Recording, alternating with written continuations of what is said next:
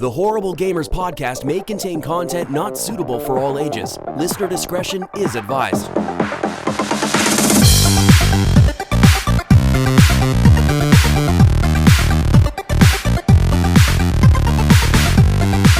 Welcome, ladies and gentlemen, to Horrible Gamers Podcast, show number 497, being recorded on September the 1st, 2025. I'm one of your hosts, Jesus Gonzalez, also known as Jesus Walks Off. Today, I'm joined by my co-host from the West Coast, the best coast, Gunny Chief Henley Merrill is back. Welcome back, Henley. Welcome.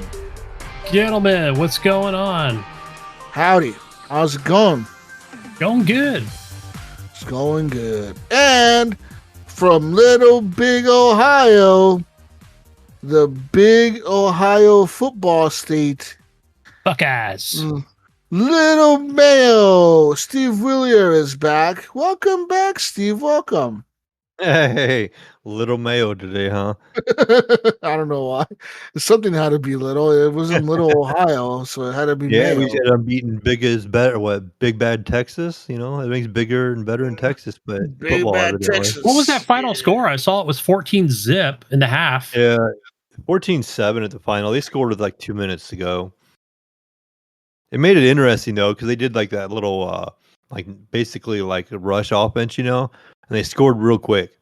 And then we got the ball back with like 2 minutes to go, and then we just went like 3 and out, and it gave them like a minute to like Shit. try to score. So everyone was like scared, like, oh fuck, this So guy's gonna everybody's kinda score like, again. oh yeah. Yeah. But yeah, they was able to stop them. They had good defensive stops, and that's kind of what we were kind of known for, right? Like we had a couple 4th and goal stops. Yeah. Or we had one 4th and goal stop, and I think we had like 2 other like 4th and 2 or 4th and 1 stops, like, you know, deep in our own territory where, you know, it could have went either way. I think Texas actually had more yardage and stuff than we did, but we just happened to beat them on other things. But yeah, they're happy here in Ohio right now. Hell yeah. It's sports ball season. Yeah, it's getting that time. It's finally a little cooler outside. You can get outside and not be sweating. And Nice. Yeah. Oregon is still now, like right now is the hot season. Usually September, August, it's like when it gets really hot over here, kind of. It's really weird. It didn't used to be that way. It used to be even like 10 years ago, it used to be where August and September was when it started raining and it cooled down a bit, but right now we're still in the 80s, 90s. It's pretty warm still over here, but not as bad as it was like 2 weeks ago or a week ago where we were at 100 for like a few days straight. It was fucking unbearable, man. It was ridiculous.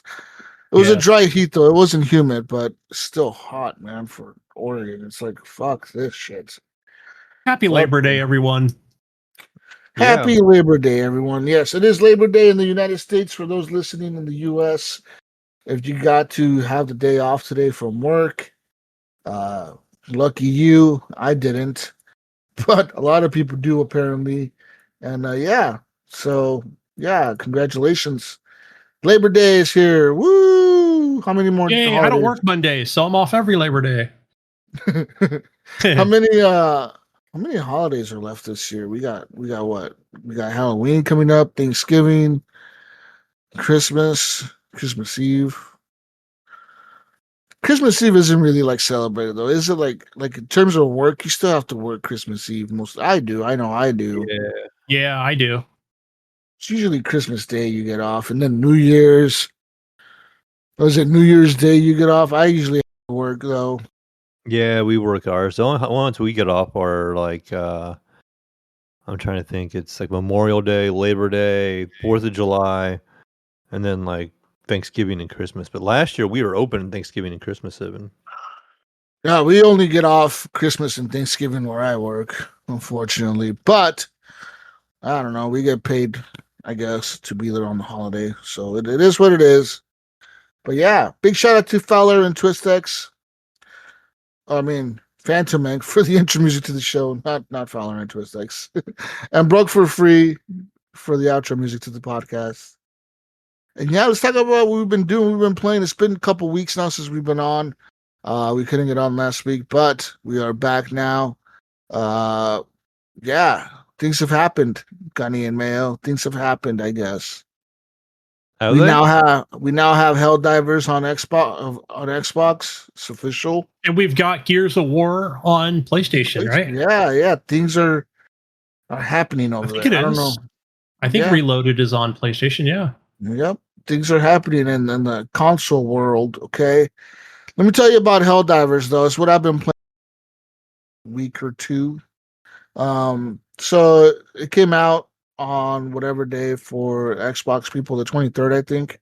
And yeah, it's been pretty good. So player count is pretty high right now for the game. I mean, it's usually like 300,000 people are playing usually at any given time, which is pretty decent amount of people. It's nothing compared to like launch. Like at launch, I think with Steam and PS5, it was around 700,000 people playing.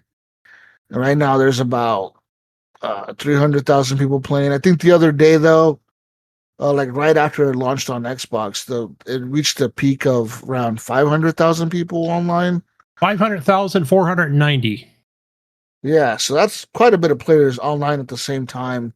But I've been having server issues beginning like yesterday or the day before. I was getting disconnected from certain matches, or like it wouldn't connect to like people, like because what I'll do is I'll get in and I'll randomly join players, right? Like if a player, I'll look for matches, and if I see players are like usually lower level people than me, I'll get in there to try to help them, so I'll just jump in there and try to give them a hand in whatever mission they're doing.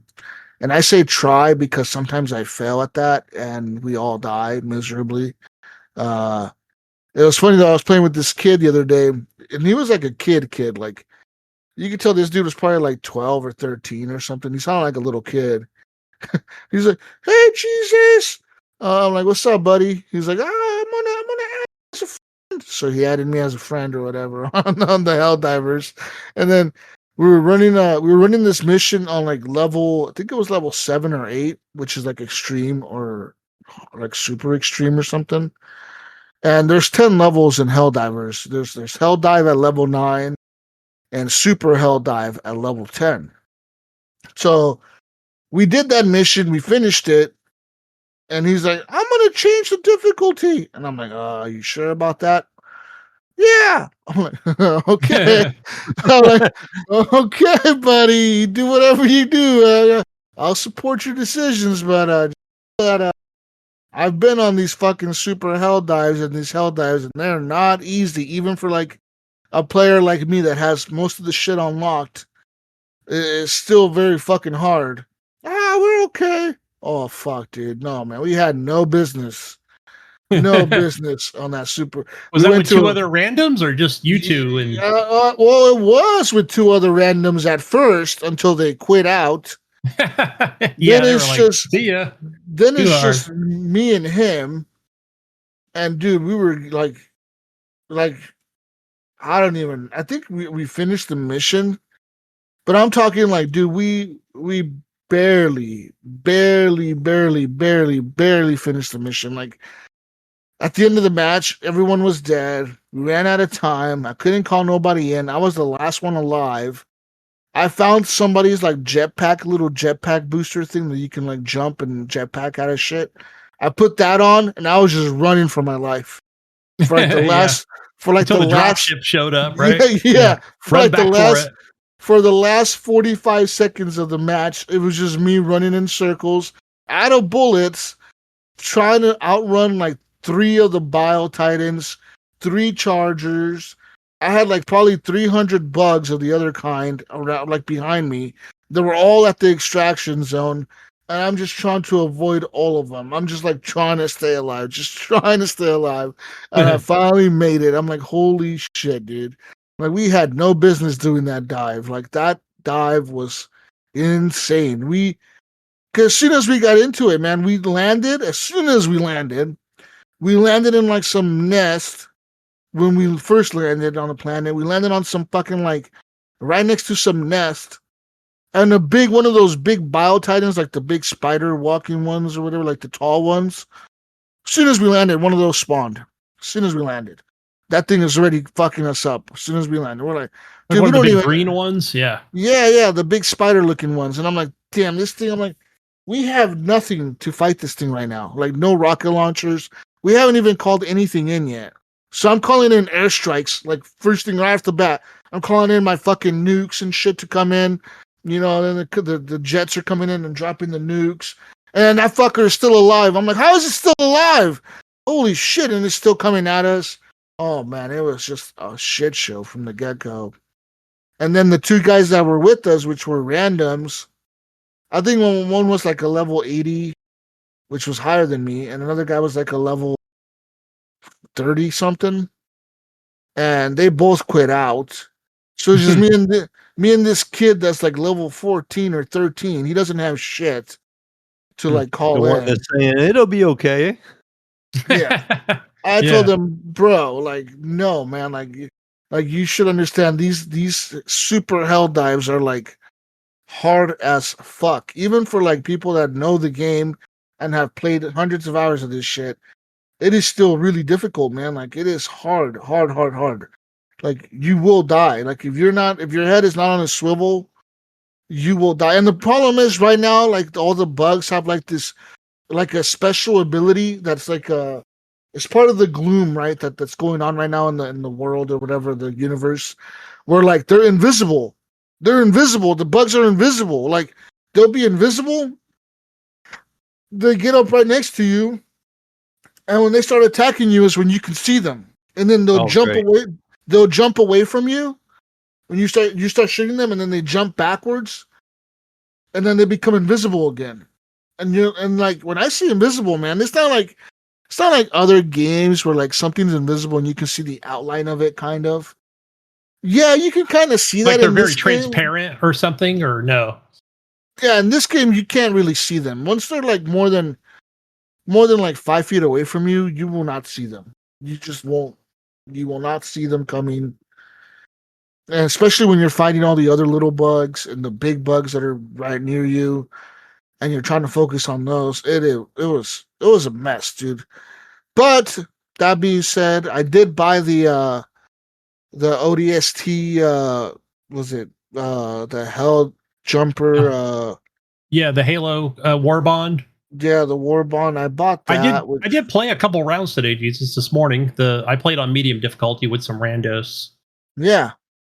So I did buy that. Luckily they were higher level than me, so it was easy. Yeah, so I was playing I've unlocked most of the stuff on there, like the guns. I like the guns that they have from Halo in the game. The problem with the guns is though, like I don't know if it's because they're Halo guns or whatever, but like you can't upgrade them. Whereas all the other guns in the game that are like part of the game, you can usually level them up and you can unlock camos and different attachments for the guns, which makes them handle a little bit differently, you know what I mean? So you can add compensators and flash hiders and all kinds of stuff to these guns to make them just work differently, you know what I mean? They shoot differently, less recoil, more recoil. They're easier to handle or whatever. You can add a scope to a gun. You can add a flashlight, a laser sight, whatever, you know. And the more you level it up, the more stuff you can unlock for it. Different magazine types, you know, and the ones that are the Halo guns. So like the main assault rifle, which is like the battle rifle from Halo, that thing, like you cannot change it. Like it's just that's what it is. Like it even says on there like this gun is not modifiable. So you unlock that one, which is like the assault rifle, and then you unlock like there's like an SMG with a suppressor on it. And it's a pretty nice SMG, I would say, in terms of damage. It does pretty good damage, but it runs out of ammo so quick because it shoots so fast. Yeah, And all the SMGs do. Unless you have an extra clip, but I guess, right, you just said you can't upgrade it. Yeah, so that's the shitty part about that. And then the last gun you unlock from the Halo War is the pistol from Halo, which I haven't used. I do have it unlocked. I just haven't used it because I'm carrying the grenade pistol when I'm in the bug zone because I like to shoot the grenade pistol at the bug holes to close them, you know, when you're at a nest. it helps close them up. So I use that to close them up at a distance. But yeah, like it's been pretty hardcore. And right now, the crazy part is that we have a major order to hold 3 different planets. So we got to defend 3 different planets from the bugs. And if we hold off these planets, it's for the new update coming out tomorrow. Because tomorrow, September 2nd, they're dropping like the next big patch for Helldivers 2, which includes new content. And the new content is like a new type of mission in the game. It's called like a gloom, something into the gloom or something like that, where the Helldivers are going to be going into bug, like what's it called, like bug, like hive planets or whatever, where instead of being on the surface of the planet, Gunny, when you land at the mouth of a cave, and you're going into a cave to do a mission, which changes the game up a lot because you won't be able to call in airstrikes while you're inside the cave. Right. That'll be interesting to see how that works in third person view. And the only Well, I time guess if you're the cage is large enough, yeah. the only time you will be able to call in airstrikes or support weapons or whatever is when there's an opening on the roof of the cave. Like you come into an opening, that's when you'll be able to call down a resupply for ammo or like weapons or whatever, you know. So they say like this is the next big update. It's called Into the Gloom, and it's gonna take the Helldivers to the bugs hive worlds, and we're gonna have to destroy their hives, or like find out more about what the gloom is, because the gloom is like this shit that the bugs have. It's like a fucking like I don't know, it's like a thing that like releases all the spores onto the planets or whatever, like makes the planet where you can't see shit. So I guess the Super Earth is trying to figure out what is causing that. So they're sending the Helldivers into these hive planets, and that's going to be the big update tomorrow, which will also release with the new War Bond, which is another battle pass, I guess you could say. And this new battle pass, it has some pretty cool looking weapons in it and some pretty cool looking armor, which I'm thinking I might get tomorrow when it comes out. But yeah, it looks exciting. I'm excited for the new mode because it definitely will change up the gameplay, right? It really changes the gameplay, right? Because you're going to be underground now. You're going to be in these caves underground or whatever, trying to find out what's going on and trying to find out figure out these missions or whatever. And they're also adding on top of that, for the people still fighting the bugs on other planets that are like the surface missions or whatever, you know, people that are still fighting the bugs on the surface.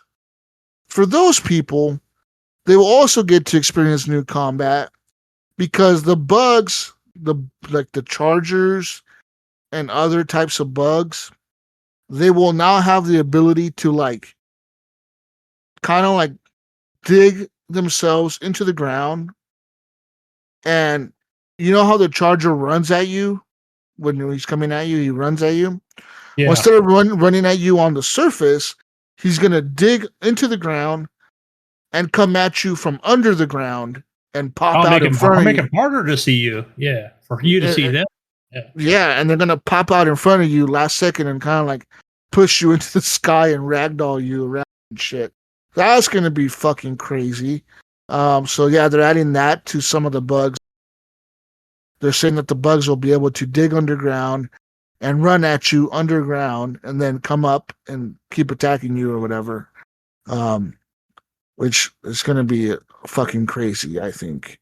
But yeah, man, I've been having a blast playing Helldivers. It's just a cool shooter, in my opinion. It's one of the better shooters out in the last few years. It's refreshing because it feels old school in a way, you know, where a lot of these shooters nowadays are about fucking what's it called, like a lot of shooters nowadays are like Call of Duty or Apex, I want to say, where like it's about abilities, right? Like, oh, Yeah. like this guy has this ability, this guy has this other ability, this guy has the shield ability, this guy has the grappling different hook. classes. Yeah, like I don't like the cool thing about Helldivers is everyone is just a Helldiver, and you just bring whatever the fuck you want to bring onto a mission to try to help your team out, and everyone's trying to work together to complete the mission.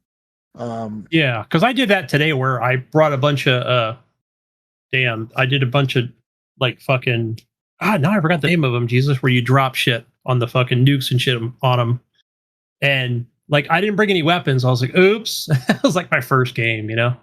But luckily I came in towards the end. Yeah. Gunny says oops to bring in weapons. Right. Like I just had my vanilla weapons with me or whatever. Like, yeah. I remember one of the first times playing with Gunny, all he did was bring like 5 different weapons. I'm like, Gunny, why are you bringing 5 different weapons? Bring in a fucking airstrike. Well, I don't have I had any. no airstrikes. This time I had all airstrikes. Yeah. I'm like, bro, like you're bringing in 4 different guns. Like you can use them all. You can't use them all. Well, I don't know what else to bring. I do like the rocket launchers though. Those are my favorite. Yeah, but yeah, I've been having a blast playing Helldivers, and the community has always been fun.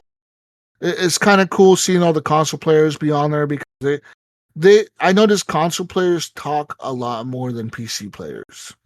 Oh yeah.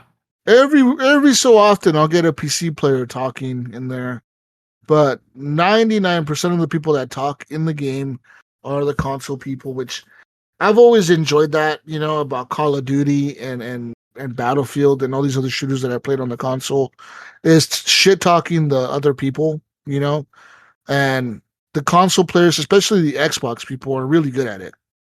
So last night I was playing with these 2 random kids, and you could tell they were like teenagers, probably like 16, 15 or whatever. And then they were just like, fuck yeah, this is fucking awesome. Because I'm calling in all these big ass airstrikes and like, holy shit, that was fucking awesome, Jesus. Fuck yeah. They're all cheering and shit. Oh fuck yeah, that was fucking cool as shit. And but yeah, they were actually pretty decent players too. Like they're actually holding their own and part in the mission. And like I wasn't like I was carrying them. Like, yeah, I died way less than they did, but like they still did their part. You know, they could still do pretty okay in the mission. The only reason I was getting more kills is because I had better shit. I had better airstrikes and better like stuff to call in. You know, that was just based on the fact that like I played 300 hours of this shit and I was able to unlock all this stuff. Right? But yeah, I look forward to playing more Helldivers. I look forward to playing this new update coming out tomorrow. And I look forward to playing with Xbox people and the PlayStation people. It's kind of cool seeing it's all like crossplay. Yeah. Seeing all the people together playing together. That's fucking dope. Like the player counts are usually really high. Like before the Xbox people were around, I would say there would be probably 100,000 to 200,000 people playing at once. And you would see a mix of like, I don't know, you may see like 30,000 people fighting the Illuminate, which is the purple, like the zombie people. Then you'd see like, I don't know, like 70,000 people fighting the robots. And then you'd see probably like 90,000 people fighting the bugs. And right now, constantly, like every time I've logged on, I've seen like 125,000 people fighting the robots, 100,000 people fighting the Illuminate, and like 200,000 people fighting the bugs. So it's kind of cool seeing like those numbers really jump significantly for the player counts on each planet or on each sector. You know what I mean? Like there's plenty of players on each side, whatever you want to go in to do. Like if you say, oh, I just want to fight the Illuminate or I just want to fight the robots, you can do that if you want. And there's going to be a lot of players on that side, you know, fighting as well with you. And there's people that do that. There's people that will only fight the robots. I've noticed that because there's been times where I've gone to the robot side to do robot missions. And I played with people that all they do is fight robots. That's all Interesting. they do. Yeah. All they do is fight robots. They don't give a fuck about the bugs. They don't care about the other Illuminate. They will only fight robots. And then you got other people that will only fight bugs. And then you got the other people that will only try to fight the Illuminate or whatever. That's like probably the least popular enemy is the Illuminate. But the bugs I don't and know the why. robots are the You main think ones. you would have changed it up a little bit if you had the opportunity, you know? Well, the Illuminate are the newer enemy, right? Yeah, Like yeah, that's the they are. newest one. Yeah. I don't know, Mayo, because the bugs, it is fundamentally different fighting the bugs from the robots. The bugs are easier to kill, I want to say. You can rack up a lot more kills killing the bugs, but the robots, they're like they offer a different type of challenge. The bugs get up close to you and try to melee you, where the robots are just shooting at you and they have range. They can shoot at you from a distance, you know what I mean? So they kind of it's like a different type of enemy when you're fighting. But they're both pretty cool, and the robots have the fabricators, the bugs have the holes in the nest. It's a little bit different on both, and the bugs have like when they come out of the ground, like out of the bug hole, they have that, and the robots have where they come in on the drop ships or whatever and get dropped off. So like it's different gameplay on both ends, and just some people don't like the clankers, man. They just want to take them out. That's also what they call the bots in the game. They call them clankers, by the way. Clankers, huh? Okay. Right, Gunny? Don't be a clanker supporter, okay? I'm not. I'm a bug supporter. Right? No, you don't want to be neither supporter. You got to support democracy, Gunny. God damn it, you. I'm gonna All play right. as the bugs next update. Yeah. But yeah, it's a fucking cool game. I love Helldivers, man. Helldivers it's just fun, and I love the way they do the battle passes. They don't force you to buy them, but they always kind of put something cool in them. Like if you do buy them, they're like, "Hey, man, you get like a pretty cool new stratagem or a new weapon or some kind of new shit." That's kind of cool.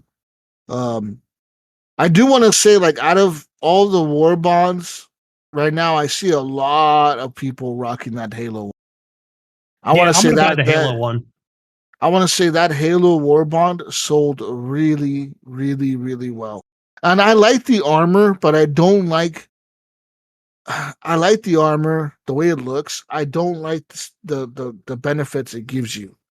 So the only real benefit that the armor gives you, both of the armor sets that come with the Halo one is you can prevent all damage to your legs. So every time you get attacked by a bug or shot or whatever, um, or blown up or a grenade blows up near you, your legs will never take damage. So you will always be able to run really like normal speed. Problem with that is though, what I ran into playing against the bugs mostly is I'll bleed out. So like a bug will come up to me and stab me in the chest with his claws. And I thought I'm good, right? I'm like, okay, I got away from it, shot it, I got away from it, and then all of a sudden I'll drop dead. And I said, "Oh, you bled out." And it's like, "What? I bled out? What the fuck?" And like constantly, like for like, I don't know, I want to say probably 10 times I died from bleeding out. So I ended up switching out my armor to my old armor that I was using before, which came with like I don't know which war bond it came with. It came with one of them. But I switched over to that one because that one prevents like it says, this armor prevents any hemorrhaging. Like if you're bleeding out, it'll stop it. And it'll also sometimes it'll prevent you from dying if you get like a blow. Like if something happened, like attacks you and it's going to kill you, it'll like sometimes let you live with a little bit of health, but you get to live. You know what I You mean? get So a 20% plus luck. Yeah. you have like enough time to maybe stim yourself to get back up to full health. But the benefit of that armor also is that you will never you will never bleed out. Like if you take a damage to your chest and you start bleeding out, it'll stop the bleeding. So I'm like, I need this armor because a lot of times it happened to me, like I said, where I was fighting the bugs. I thought I'm good, and all of a sudden, boom, my guy falls over to the ground. Yeah, I know what you're talking about, where you don't notice your health going down because it's not because like you're some not games where the screen turns red. Yeah. Well, yeah, it's because you're not paying attention to the health bar. You got so much other shit going on. You know, there's a lot. You got explosions. You got giant shit coming at you, trying to avoid big ass bugs. You got 10 different turrets shooting fucking bullets and rockets and cannon fire and explosions. You got like literally, it's like explosions everywhere. You just everywhere you turn, it's like chaos. You're like, what the fuck, dude? Like, where do I go? There's nowhere to run. Everywhere I run, there's either bugs or some explosion going on. I'm just fucked. I gotta just hunker down and try to survive for like the next 30 seconds in this area. Yeah, so like that's the problem with the game. Like, but that's also like the fun of the game, you know, like just the chaos that happens. You know, team killing. Yeah, I do people, recommend for new players. Shit. Yeah, I do recommend for new players. I would say, not that because I have a lot of time in the game, but especially for Xbox players, hey, yeah, you're going to play on easy and kind of get your bearings and see what's going on. But man, try to get that difficulty at least up to hard. Like, because I don't think that hard is that hard when you have 3 other good players. And yeah, it's a lot. It's just so much more fun when you're playing on hard. I don't know. Medium is just okay, you know? Easy is just too easy. Yeah, you can learn the maps on easy. Yeah. No, I agree completely that you should. Hard and whatever difficulty is above that. It's like, that's when there's a ton of explosions and enemies and bombs and fucking airstrikes and that's so cool. Yeah. I mean, they're constant, you know, just boom, boom, boom, boom. Yeah. Besides that, though, Gunny, the other thing that I've been playing is I've been playing Mafia 2, or not Mafia 2, Mafia The Old Country. I ended up buying it. I completed it. I'm not completed it. I am a socio of whatever the fuck the family is. So I'm a member now of the family, I guess, officially. Okay, you went through the ceremony. Yes, yeah, the whole like burning the candle or burning the saint on your hand or whatever, and cutting your hand open or whatever the fuck.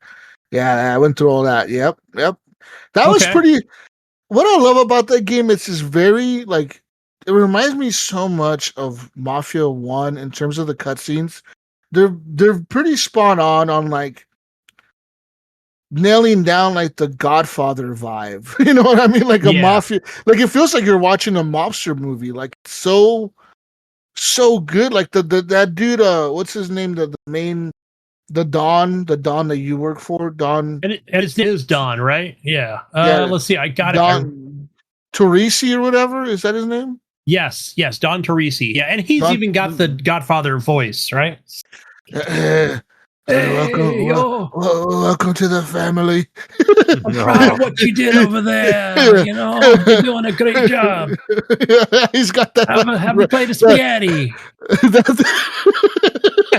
didn't say that, but he's got the raspy Italian old man voice, but he doesn't look old. He looks like he's in his 40s and his 50s, right? Like he looks like maybe late 40s, early 50s. Yeah, he doesn't look like he's an old man like the Godfather, like an old dog. He looks like he's old, like he's experienced life, like he knows the shit. Like you can tell he's been through some shit and he knows his shit. That's why he's the Don. But he's not super old where he can't do shit, right? But you can tell he's like somebody you don't want to fuck with, like you don't fuck with that guy. And it was very evident in the first cutscene when you first meet him in that barn, and they walk in there with their guns and they kind of rescue you from dudes that are trying to get you. And he's like walks in there, he's like, what are you doing in my territory? And the guys are like, oh fuck, turf. Hey. Oh fuck, we're sorry, Don Teresi. We were just chasing this fucking asshole that came into in my territory. You own nothing. I was like, holy fuck, this guy means Right, business. get the fuck out. Yeah, Get the fuck out of here. And then what's his name? Yeah. Luca and them come in with the shotguns or whatever, and they're they come in with their shotguns and their rifles, and they're all standing around the other dudes, and you're like, holy shit, what the fuck's about to go down? But yeah, like that's just really cool. Like, it's very cinematic. In terms of the gameplay, though, I want to say gameplay does feel kind of dated. It feels a lot like an older title. Like, I want to say like Mafia 2 even. It feels very dated in terms of I mean, I was just playing newer games where the combat just feels old. Yeah. You know what I mean? Where even GTA 5 feels more refined than Mafia The Old Country. And GTA 5 is a fucking, a 12-year-old game now? So Yeah, something like that. Yeah, so think about it. GTA 5 came out in 2013, and even that gameplay, that gunplay and the combat in that game feels more refined than the gunplay and the stealth in this game. I'm not a fan of the stealth missions. I've been doing them, but a lot of the times kind of shit goes to shit, and I just end up shooting everyone. It's kind of what I do. But the gun that's kind of been my favorite gun in the game is the shotgun. I love the shotgun. Yeah, shotgun is great. I use it quite a bit. Boom, blow everybody the fuck One away. shot kill if you can get them right. Yeah. You get them right dead on the chest. You like run up near them and sends them flying backwards. It's so fucking cool. But yeah, so the shotgun is kind of like my favorite gun in the game. So I have I got to the part where you drive the cars now, and you drive cars, and like I said, I did that main mission where you have to go get that guy in that mansion, and you have to like kidnap him or whatever, and you gotta bring him back to me alive. And then you bring him back to the dawn or whatever, and then that whole shit goes down with you killing the dude or whatever, and then you join the family afterwards. I'm like, this is cool, man. This is a cool fucking story. Like, that character, is his name Luca? What's his name? Is it Luca? You mean the main character, Enzo? No. Oh. No, like the main guy who brought you in, who took you like under his wing. Right. That might be Luca. Yeah. Is that Luca? Because the guy told him, like, yeah. I need you to take care of him and keep an eye on him. The guy with the mustache, right? Luca. Yeah, the guy with the mustache. Yeah, the cool guy. He's always like dressed really nice and has the hair and shit. Yeah. That dude, he's cool as fuck. He's married, right? He's married. His wife lives there. Yeah. His wife is like in the kitchen. She's like the cook or something. I'm not sure what she does. Yeah, she's like the cook. She's always complaining about him. Or fuck is he? I'm like, I don't know. He's busy. Well, tell him he needs to come over here and help me, or blah blah blah. And then there's John Teresi's nephew as well. I got his name. So they're always doing stuff with those two guys. Cesare. Oh, it is Cesare, huh? Because it's It's not true Italiano. It's whatever. It's fucking. It's Cesare. They're Sicilian. I guess that's how Sicilians say it. That's his nephew's name or whatever. And so I kind of find it funny that the nephew, I think maybe he knows what's going on. Isabel, which is the Don's daughter, and Enzo, which is the play ass. I'm pretty sure he kind of knows what's going on between them two. Like, they kind of like have like this like hidden relationship going on or whatever. I don't know. I don't know about that. Didn't he catch him kissing or something at one point? And he told him like, "Hey, you need to be like I'm warning you, like my uncle around. Like, this is his daughter, and like." I don't think they were caught kissing. Maybe they were just caught.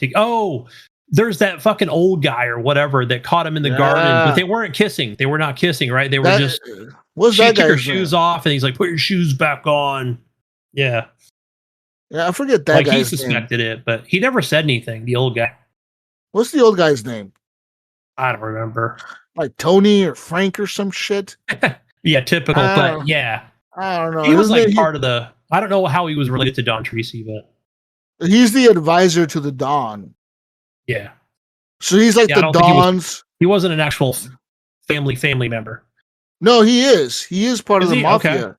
he's the main advisor to the Don. So Well, yeah. every Don in the Mafia, it's in the Italian, they all have advisors, and like it's like they're kind of. It's not really like the next guy in line. He's on dice, but like he's the guy that tells the Don, "Hey, like I suggest we do this," or like he's the guy that handles the Don shit when the Don doesn't want to do shit. You know what I mean?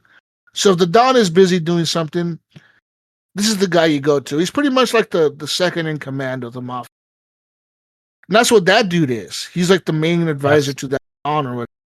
And so he's a scary motherfucker because everyone tells you like, oh, don't fuck with that guy. Like that guy, he could make your life fucking hell. Like don't fucking piss him off. You know what I mean?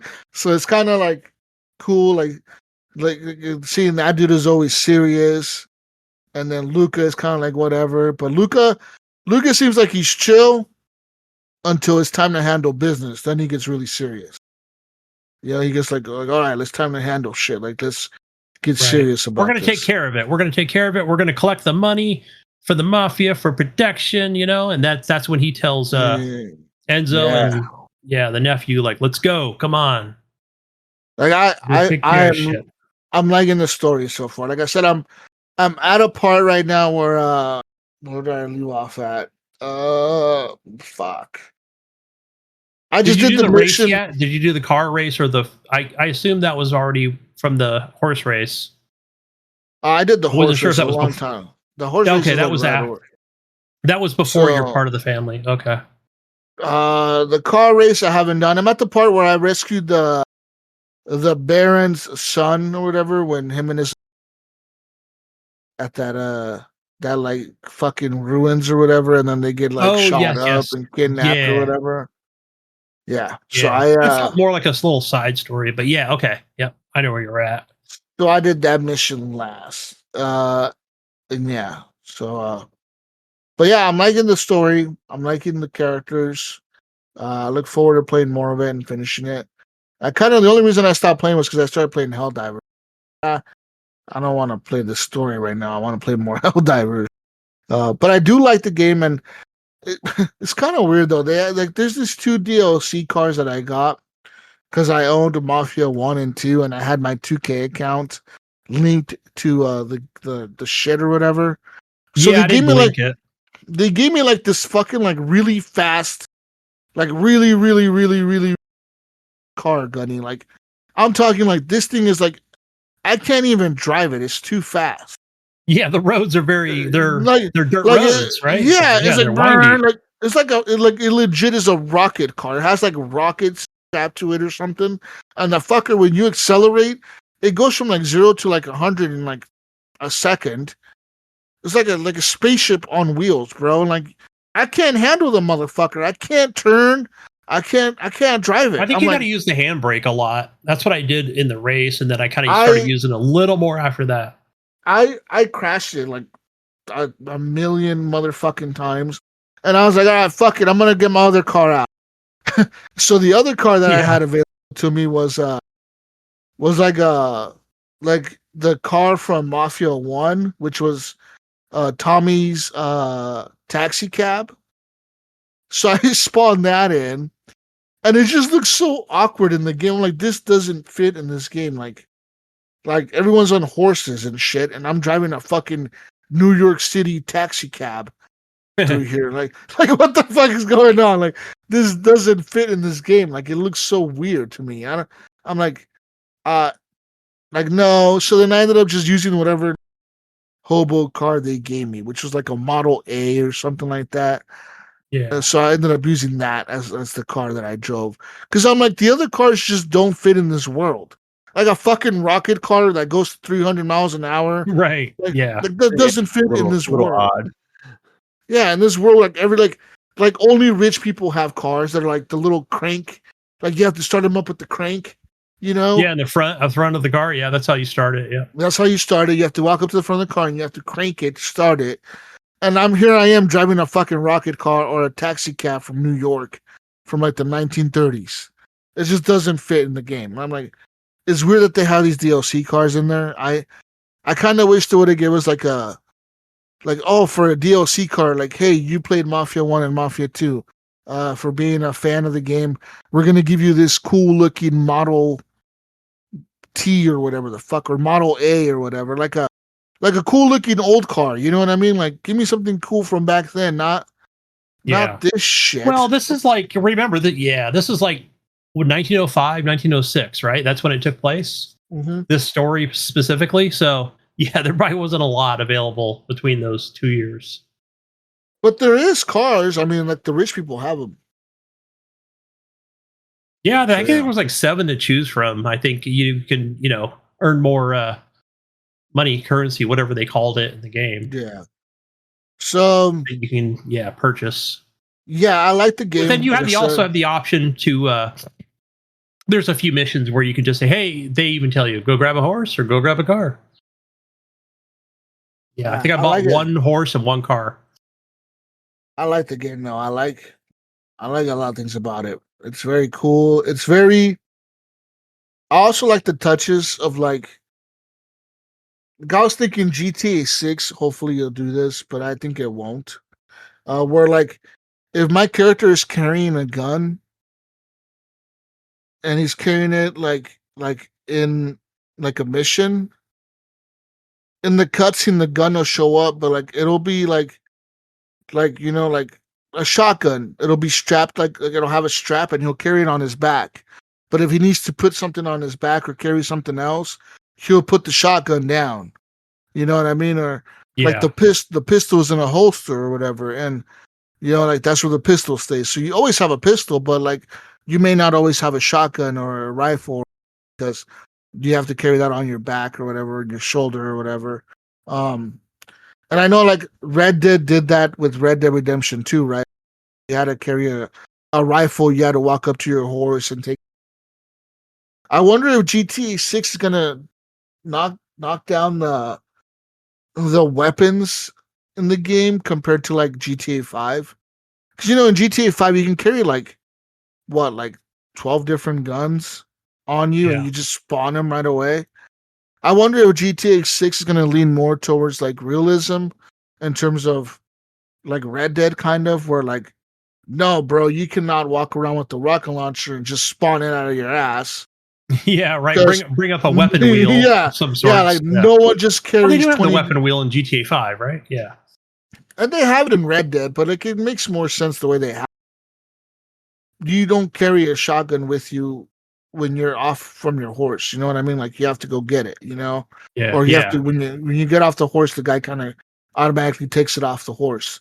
I wonder if GTA is gonna have something where like, oh, like you can carry a few rifles in like the back seat of your car or the trunk of your car or something, and when you get out of the car, you can go to the trunk and get them. Like I wonder if they'll do that or if they're gonna keep that same mechanic from the old GTAs where you just have this huge weapon wheel. I would think they'll keep that same mechanic. Yeah. Even though I know you want more realism, but yeah, it breaks the realism immersion, I think, of the game.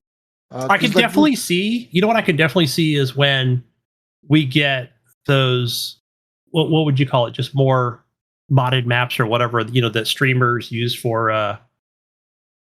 For role playing or whatever. Sure. Yeah, I can definitely see that being a thing where. Oh yeah, I do have to go to the back of the car, grab the weapon. Right? It's not in the weapon wheel anymore. It's not available. Yeah. But yeah, regular vanilla, absolutely. Yeah, I don't think they would change it. But yeah, the Mafia, the Old Country, it's a pretty decent game. I want to say it really is. I love the story. I'm not a big fan of the gameplay. Like I said, it does feel like the combat is dated. The AI is pretty stupid. Like I'm just sneaking up behind this dude and like stabbing him in the neck or whatever. Like, yeah, you get the option to, I'll say this, Jesus. So when I was doing this mission, this is later on, I'm not going to spoil anything, but where I definitely got like the Hitman kind of vibe, right? It's got the same camera angle, kind of far back, from the character, third person. So where, yeah, I definitely like, right, I could have, like I went in all stealthy or whatever. Yeah, there's sections where, like for example, like, hey, you got to get to where you need to go. So then like, and if you get caught or whatever, like, okay, now it won't activate you. Now you got to murder everybody. Like, you know, but I Yeah. finally made it. I did it. I was like, I actually got by everybody. Pretty cool. So I did like, it's funny, like that's one thing I did like was the stealth missions, because I felt like those were a lot easier than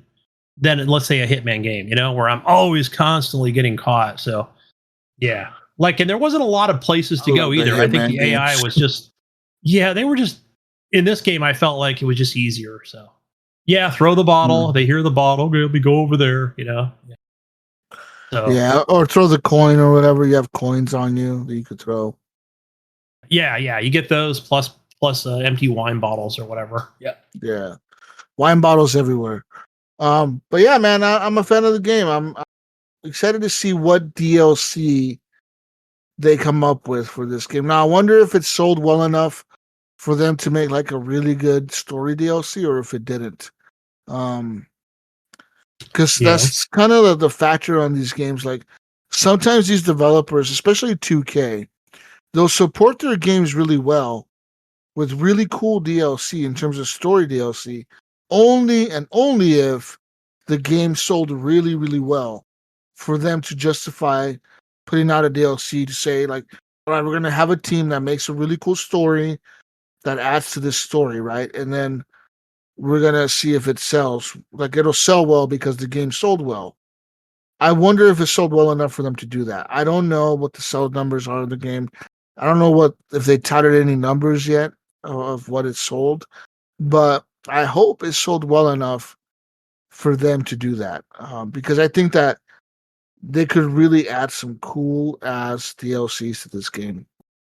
Yeah, because they nailed the setting, man. The setting is really cool. That the whole it feels like old Sicily, like you're in like some fucking old Sicilian fucking valley or whatever in the 1900s, you know, running around Yeah. doing shit for Yeah. some All the officer. towns, like even that town that you go to, which is a fiction, this town or whatever, like yeah, San, whatever the hell it's called, like it's Yeah, even small, like it's really small, really tiny. like All that shit's tiny.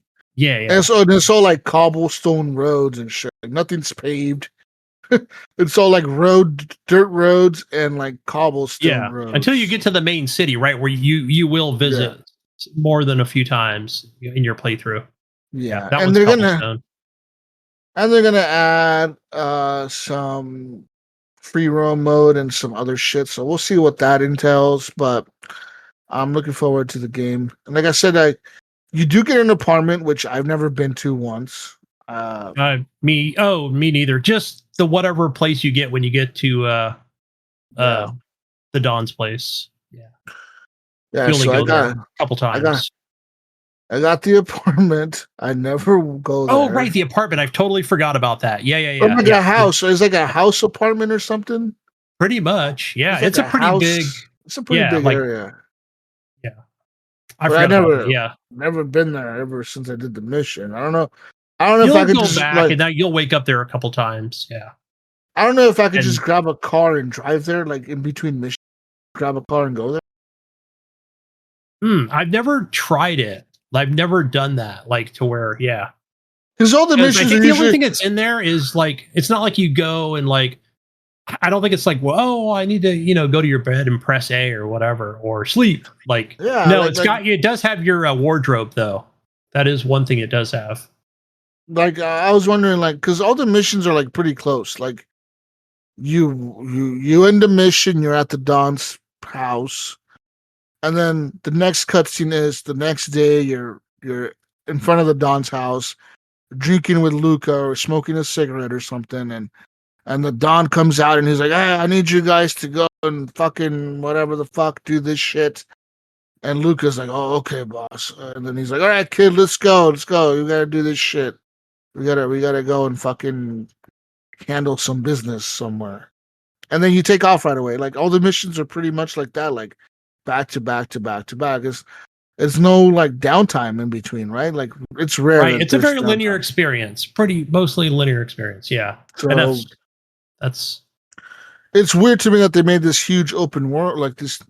I wouldn't say open world, but like they made this huge world that's unexplorable, and like I guess Right. adding the free roam will change that, but like that world is very detailed, man. Like there's a lot of things in that world, like a lot of Yeah, cool the houses, house, yeah, the buildings, the plantations, churches, yeah, the everything's churches, the volcano, like all that shit's cool looking. Like all that stuff looks really cool, and I want to see, I want to explore it, but I can't. So with this new I think update coming out, yeah, it'll I'm be cool. sure. I would say I don't like. I haven't. I'm sure there's a point in the game where it's like, hey, like, there probably has to be a thing in the game where you can actually go in and like go and explore, and then you can pick up these collectibles or whatever. Yeah, So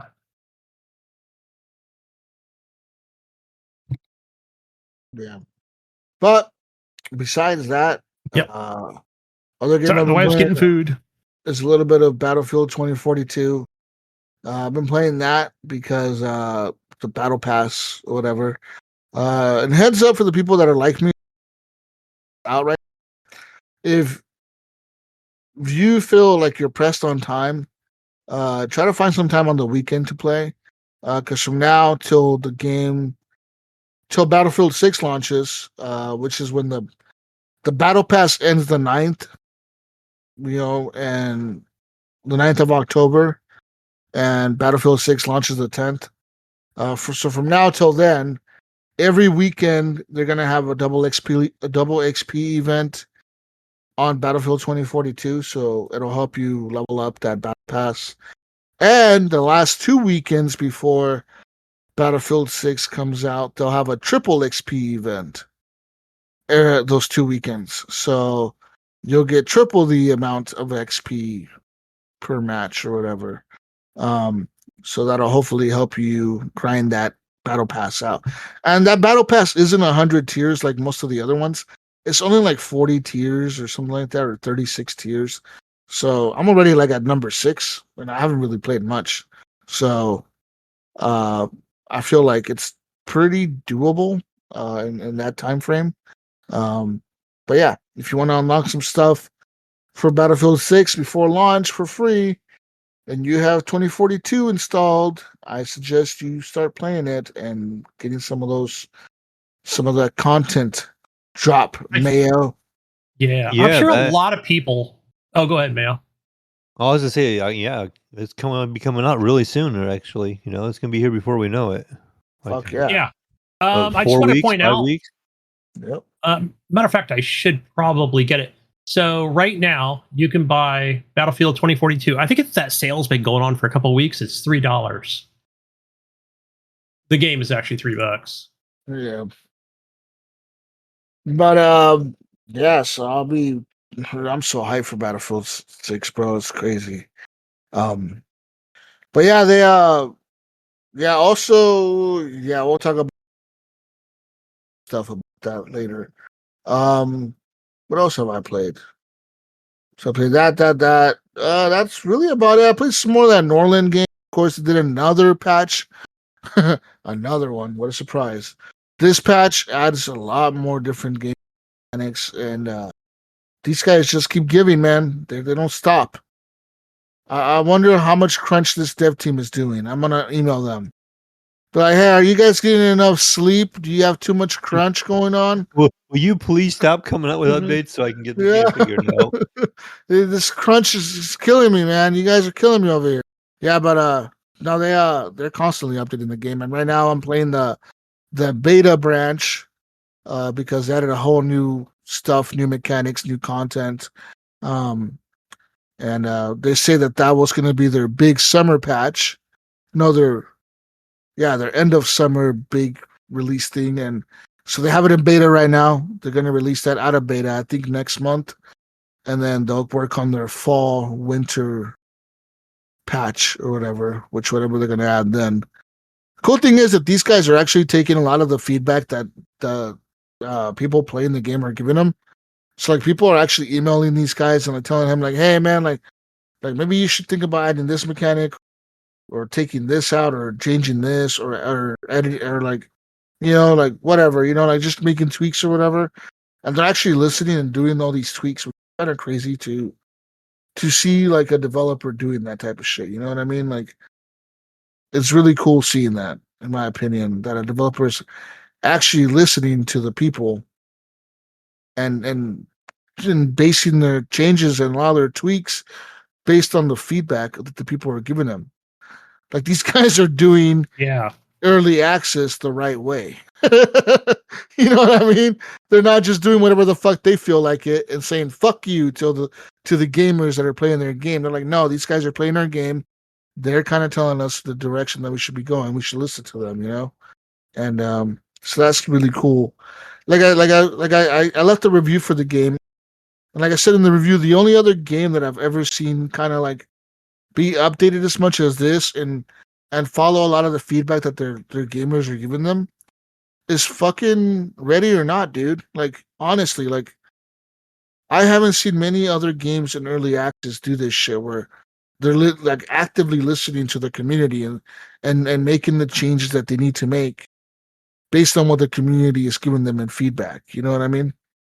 Yeah, I would just add this, Jesus, that I was reading an article, I think yesterday, about the guy who made Stardew Valley. Like they just said stop updating the game. Like, he's got to update it, that thing, like every couple weeks. Like like he's got this obsession with, like, you know, constantly updating the game. You know, like, yeah, like they appreciate it, but yeah, like, yeah, he's just always working hard on it. You know, and I know that's a small team, or he's just by himself or something. So that team was crazy. That Northern team was nuts. They're really are on top of their shit. Like, I don't know how they're doing it, but I think those guys are smoking meth or something, not sleeping, and updating their game all the time. It's like every week, dude. I log in. Oh, we've made some tweaks. Read the patch notes, and you think like, oh, it's gonna be like, oh, some minor bug fixes and stabilization. No, it'll be like a whole page of shit. Like, we changed this, and it'll be like, it'll say like minor game changes, major game changes. You know, it's like, what the fuck? And then you gotta read all this shit, and like, I actually read it because I'm like, what the fuck did they change? Like, because I know some mechanic that I used to know that is now completely different because these fuckers decided to change it. So yeah, pretty cool, man. Pretty cool. But that's really all I played. I haven't touched my PS5. I haven't gone back to Death Stranding, but I'm starting to feel the itch of going back to that game. So I'm gonna probably play that this week a little bit. Hopefully all my shit is still built, not destroyed by now. I would hope that it's still up. But yeah, I didn't. I saw that. What's that game? Snake Eater came out. Oh yeah. That did come out Friday or Thursday, I think, last week. It's not a me game, man. It's just not for me. I don't think I would enjoy it. I remember playing it back in the day. I just don't think I would enjoy it again. I don't remember. I think I played. I don't think I played. Metal Gear Solid 3. I don't know. What about you, Mayo? Did you play those back in the day? No, I didn't really play any of them. None of them? No, I played. like, I the played first 1 couple and 2. Metal Gears, like, on Nintendo back in the day, and that's about it. Yeah, I played 1 and 2. I never played 3 or that I remember. You never played it. Of course, I had one on the PSP. I forgot the name of it. I remember that one. Forget the name of it too. What was the name of that one? I'm gonna Google that one because I was like, I remember I had the disc, you know, or whatever. Yeah, that was Metal Gear. Yeah, it was on the PSP, right? I don't know. Let's see. That was Portable Ops, right? And Peace Walker. Yeah, 2010. Yep, I think I had Peace Walker. What was the one that they released right after Metal Gear 5? They had to like close it down. Oh yeah. That you guys remember that one? Yeah, I remember I played that on Xbox. Yep. It wasn't really like a Metal Gear game. It was just like some type of like survival game, like a wave-based base building survival. I remember that. What the fuck was that? It was like, I remember people were kind of hyped. Rising Revengeance, I think. Was it Revengeance? I think so. Yeah. I'm looking it up right now. Yeah, I'm not sure. That was on Xbox One, I think, right? I don't remember, man. It was on the Xbox, though. Yeah, it was on the Xbox. Or was it Survive? I think it was called Survive. That Was it? sounds familiar. That sounds right. Yeah. Yeah, I'm looking at Xbox One. It'll go or Survive. I know they were on PlayStation, but I had the Xbox One at the time. Came out in 2018. It's the final Metal Gear game. That was the one that was the first one without Hideo Kojima that just Right. fucking flopped. It just flopped completely, right? Like they didn't have the Kojima juice, bro. They didn't have Kojima fucking doing ketamine or whatever and fucking coming up with some crazy ideas. Yeah.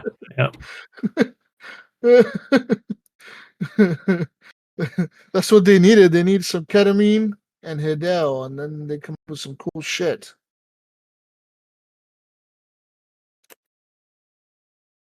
Yeah, good old Yeah, so Kojima magic.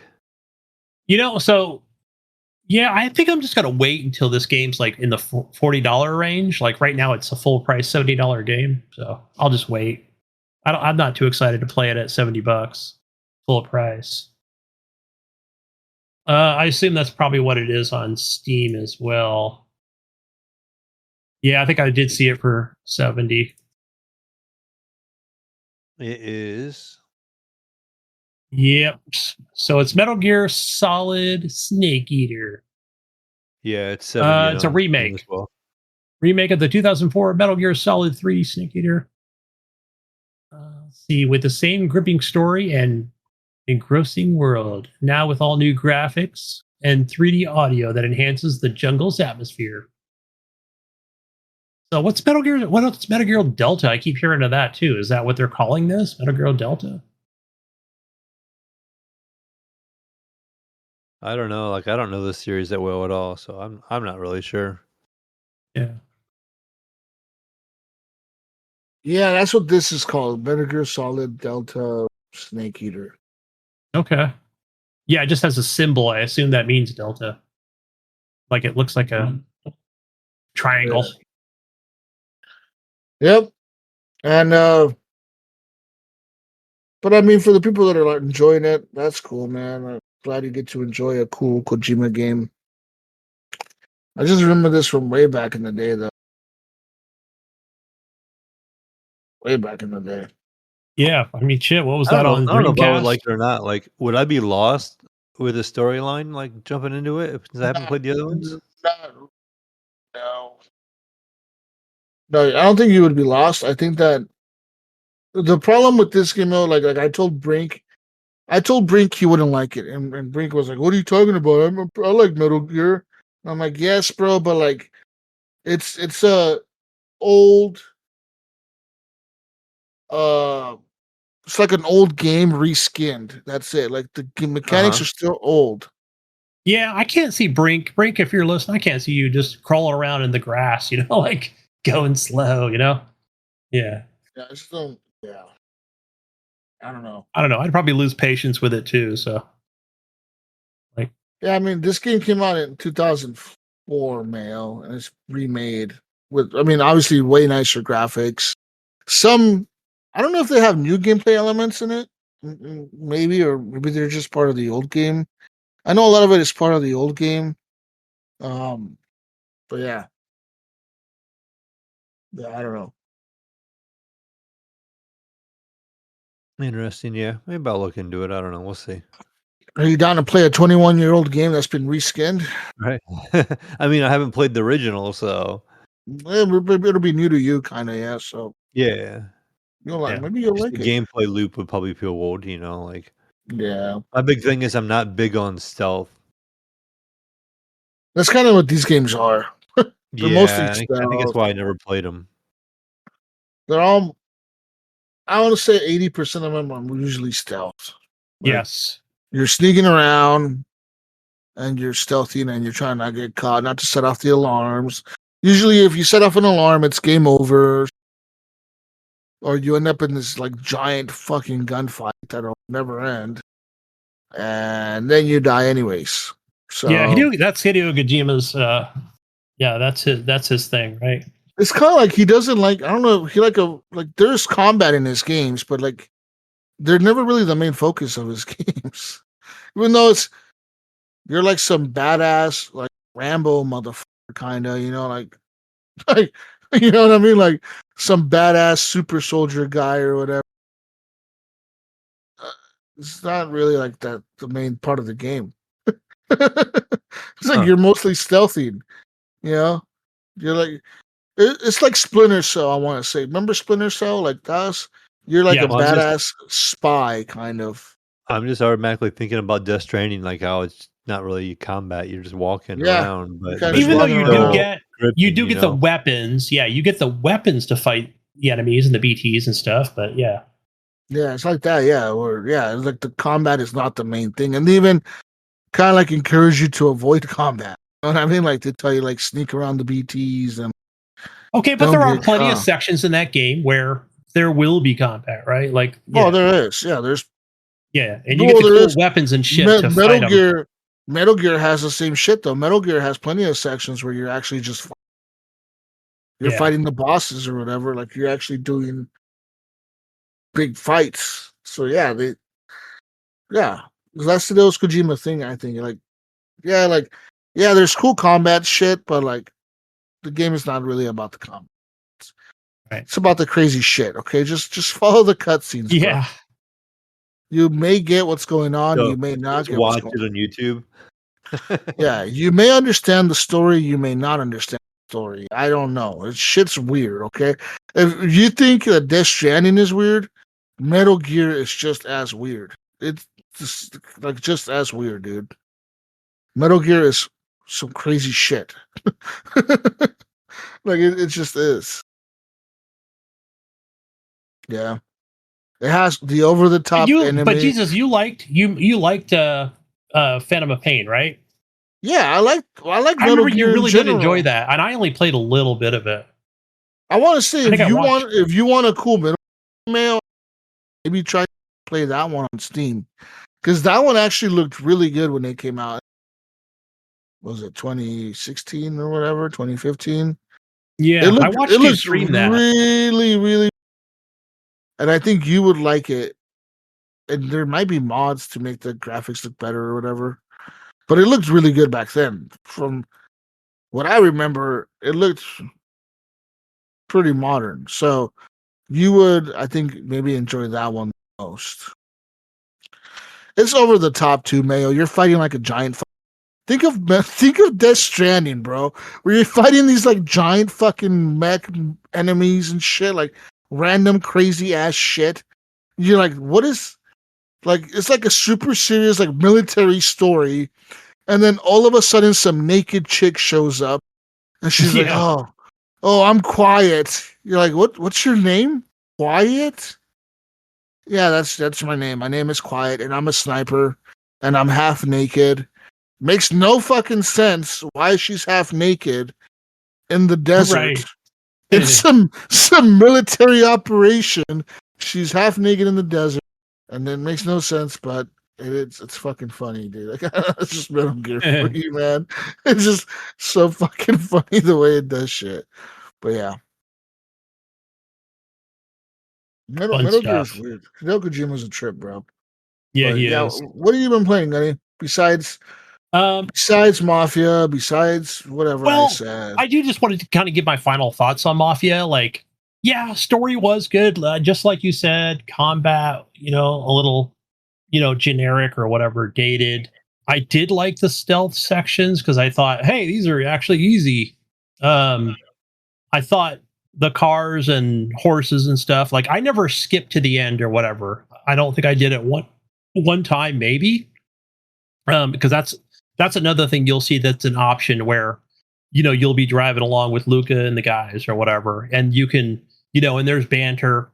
But, it's not like you have the option to talk, right? They're just talking about, the old ways and stuff. And yeah, so I did always listen to what they had to say and, get to the your destination or whatever. So story wise, yeah, I didn't care for the ending. Wasn't a fan of it. Like I only got stuck in one part towards the end where it was like, oh, what the hell am I supposed to do? You know, like I had to actually YouTube it only one time. So that's not too bad, right? So yeah. I thought the romance part was cool between, you and Isabella. And yeah, of course some shit happens, boom, whatever. We're not gonna spoil it for the end of the game. I wish it had ended differently.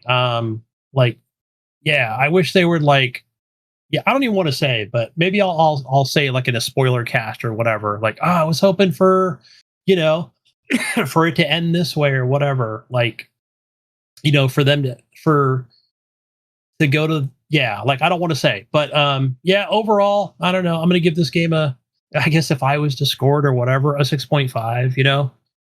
So, and again, I'm not the biggest Mafia fan. I love 2. I thought that was a great, amazing story, right? But that was a longer game. That was more, open world, go do different missions and stuff. And, it had a couple pieces of DLC to it that were great. But yeah, I don't know if they, I don't think I'm going to go back to this game, Mayo. Or Jesus, like, yeah, I don't know. I don't feel like I, enjoyed it enough to go, oh, there's free roam now or whatever. Like, yeah, like, yeah. So that's my kind of my final thoughts on it. So, but yeah, other than that, like, Jesus, I know we talked the other day, and it was like, no, dude, I've been playing all my games like on the weekend and Monday, like in the morning. That's why you don't see me online because, I try to get on. The wife's been doing all her schoolwork on my computer, like, so then I'm stuck with either the, the PS5, which is great, playing Death Stranding 2, and yeah, Steam Deck stuff, just playing indie games. I did play, tons of Slay the Spire. Like, I'm just grinding away on that game, unlocking new cards. And it takes a while. I know City Clicker, he was talking, like, on their podcast about like, yeah, I think he said he beat the main boss. So then, like, oh shit, I can't wait to do that. I don't know if it's after Act 3, but that's my goal, man, to get all the way through Act 3 at least. So yeah, I barely made it. I always end up fucking dying at the boss, at the end of Act 2 or whatever, or Act 3. So, or I'll die halfway through. So I don't know. Hopefully better cards. I just need to get good playing that game. So I've been doing daily climbs. I've been doing the regular and normal runs or whatever. So yeah, fun. I just that game's so addictive, man. Yeah, again, playing that on Steam Deck. I did get a chance to play some Gears of War Reloaded, which is the first game. Now, Jesus, I know this because it's got mixed reviews on Steam right now. I was just looking at that.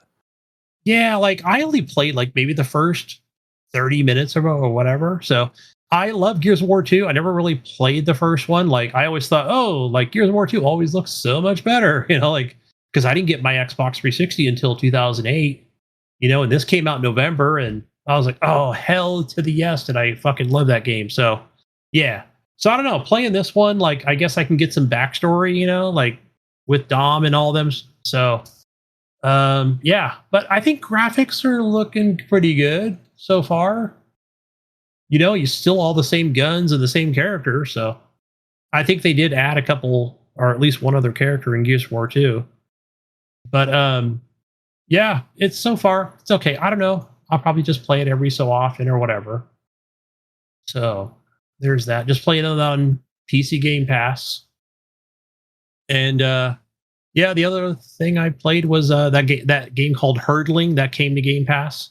So if you remember me talking about that game, the FAR games, FAR, they made 2 of them, which are just simple adventure games. You're just constantly going forward on a whatever, this giant vehicle boat looking thing with wheels.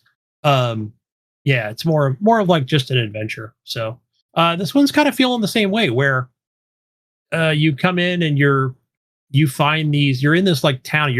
You look like you're like a small, I don't want to say a child, but you're a young person who is like finds these things called calicorns. So to me, they look like one of them looks like a Snuffleupagus, right, from Sesame Street. So, and you get to name them, Mayo. So the first thing I did was came in and I'm like, okay, Jesus walks a lot. That's what you'll be, Snuffleupagus. And then you get, I think, right. So then I'm like, all right, you get, I think you find a couple more in this like city, but there's no other people, right? It looks, I don't want to say it looks, I want to say it looks recently abandoned. But I do like the art style. Everything looks good. And then I found the next one. That's Baby Jesus. And then I got the Mayo, right? And Gib8777, right? He was on with me earlier today as I was streaming this. So, yeah, so far. And then you come out into this like really cool, like, it kind of looks like Colorado. It probably is because the game counts itself as like an alpine outdoor adventure, sheep herding kind of game or whatever. But really, yeah, the controls, I felt like it took a little bit to get used to, where you basically stand behind them and then you're just like on an Xbox controller, I'm just pressing right trigger, right, to kind of guide them to where they need to go. So yeah, like if you're a little to the left or a little to the right, it's just like a line, right? They're gonna go right or whatever, or go left, So that took a little bit to kind of get used to, like, because then if you get too far ahead of them or whatever, they'll just stand there like, wait, what happened? Like, yeah, you got to run back, get behind them again, keep pressing right trigger or whatever. I think you can hold the button down. It kind of gives you a tutorial, like, hold down the B button or whatever, and they'll stampede forward or whatever. So I think that was where I got stuck a little bit. But yeah, like, loving the art style. It's cool so far. Like, we got to this place where I felt like it was a pretty easy puzzle element of, hey, we need to push this train car forward.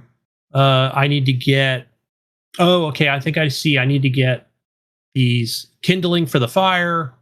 And then there was like a mat laying down or whatever. That must have been like where the game saved at or whatever. So I'm like, all right, that's cool. Like, I gathered my my calicorns around and Mr. Snuffleupagus and went to sleep. And it's like such a cozy game, like I really felt like it was super cozy. So yeah, I was enjoying it, and just especially coming off of, like, I was playing Assassin's Creed Shadows today, Mayo, and it was like I ended up in an area where it was like, I don't know, they were like level 30 fucking characters or whatever, not realizing it. And this was what I was playing as. Basically, I just finally finished Act 1 today. So that kind of like, that's when, I can't think of either character's name now, but that's when they both come together. And like, then, now you're like doing the same thing, or you're, when they come together, do you get to change which one you want to be? Or is it like a set story? No, like, for example, like, I felt like that story part was like at the end of the Act 1, it's a pretty long cutscene, and like, and then it was like, where I ended up like choosing this mission. I don't know how the fuck I chose it, but it was like, okay, I chose the mission, and then it, like, let's say both of you are running at the same time, and it's like this cutscene, and then you get to choose, right? And it was like, all right, so I chose the chick or whatever. So then, boom, she went in and tried to fight the enemy. I did that 3 times, failed miserably, right? It wasn't like a main story. And then I was like, man, 1-shot hit, holy crap. And then I chose the guy. He got hit with 1 shot. I was like, what the fuck, So yeah, abandoned that one, right? And then it was like on to the next thing. Yeah, so it's pretty easy. So then let's just say you're in the open world. Press the start button on the Xbox controller, and then you can, hold down the X button to change to the other character. And I think the reason for that is, like, I went to unlock the fast travel point, and I realized I was playing as him. And I was like, oh shit. Yeah, he can't actually climb up there. Like, he can only jump up to the first ledge or whatever. Like, he doesn't have the grappling hook or whatever. So then, yeah, if you just go into the menu, I held down X, and then I played as a chick, boom, got all the way to the top, and unlocked it. So yeah, I feel like I can just do that on the fly. I'm sure where there's actually like a story element, like, you'll probably have to maybe it'll give you the choice, right? Like, hey, you need to fight this certain enemy or whatever, or a story boss. Then you get to choose. So, and I'm sure you're going to see the other character in there in the cutscene or whatever. So, yeah, which is what I've been seeing. So, yeah, I've definitely seen that online, like comments. Yeah, don't play as the dude. Like, he's kind of big and bulky, and he doesn't have the stealth and blah blah blah. But I'm sure there's going to be times when you're going to need to use him. So maybe not for his armor, but just yeah. But yeah, I thought it was cool like that. Like I'm just gonna play as a chick most of the time anyway. So she's so fucking agile and quick, and yeah. But yeah, I just gotta remember, like, all right, I'm playing an Assassin's Creed game. Like, stay out of the level 30 areas or whatever. Try to do. I totally forgot, man. I think I'm like level, like 12 or 13 or something still. So I feel like I'm still early. So I'm gonna choose a level 13 mission, to actually complete. So yeah, and it's cool, man. Like there's a lot of like really good story stuff in there. That happens, and you're praying at all the different shrines, and yeah, exploring the areas and unlocking new stuff. So I feel like, after not playing this game like for a week or two and then coming back to it, it's like, yeah, I realize how big the freaking game is. So, but yeah, other than that, yeah, not much else, man. So, besides us playing last week on Path of Exile 2, I know you've been playing a lot of that. So, yeah, that overheated my computer. I don't know why, but yeah. Yeah, But tell us about the that, one as well. What was that? So, tell us about that Path of Exile. How that's been Oh going? yeah, yeah. That's pretty much like a majority of what I've been playing. Like this game kind of just grabbed me. I've been kind of wanting to play Diablo, and I've owned that on the PlayStation, but for some reason I just felt like doing something different. So, knowing the new update was coming out for Path of Exile, I was like, I'm gonna go ahead and try to get this game and just see how much I like it. So I went ahead and bought the game on CD keys. It was only $18 to get it on Path of Exile 2. I know the game will be free down the road, once it becomes full release. And let me point But out too, there was the free weekend, which is actually over now. yeah, I think that the just 29th was the last day.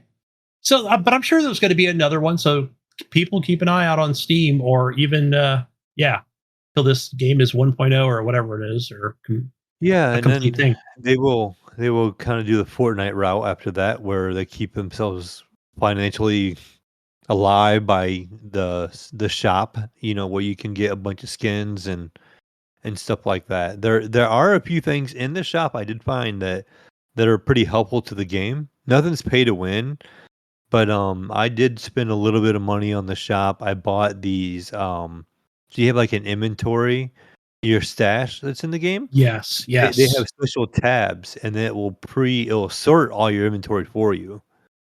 So that's just really nice. You can just I call it shift click, but in this game you got to take hold control, and you can it'll automatically put it in the right spot, and it'll stack them and everything like that. So you don't have to sort your inventory so much. Oh, So you I'm ought to like, show me how all to right, do that. I'm adding that for sure. Like it's a game changer adding that, and so it wasn't too expensive. But yeah, I have like just looking, I have almost 73 hours in the game in the last 2 Wow. weeks. Yeah. So, playing quite a bit. Now there was times where I had to idle, like where I would walk away or whatever. But this game is you can't pause it. You can't be in the middle of a run where you're at and then just pause it and walk away. You would die. You got to pause it in town or something like that. But I did have some times where I left it run, so I don't know how many hours actually I spent playing. A lot of research involved too. So if you're familiar with Diablo, you're looking up builds, you're looking up how things synergize.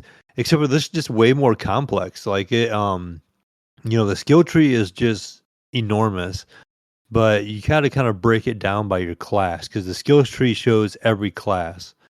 And for the most part, you're not gonna branch out from your class too much. But you have that option, which is kind of neat. You could really start mixing your builds up.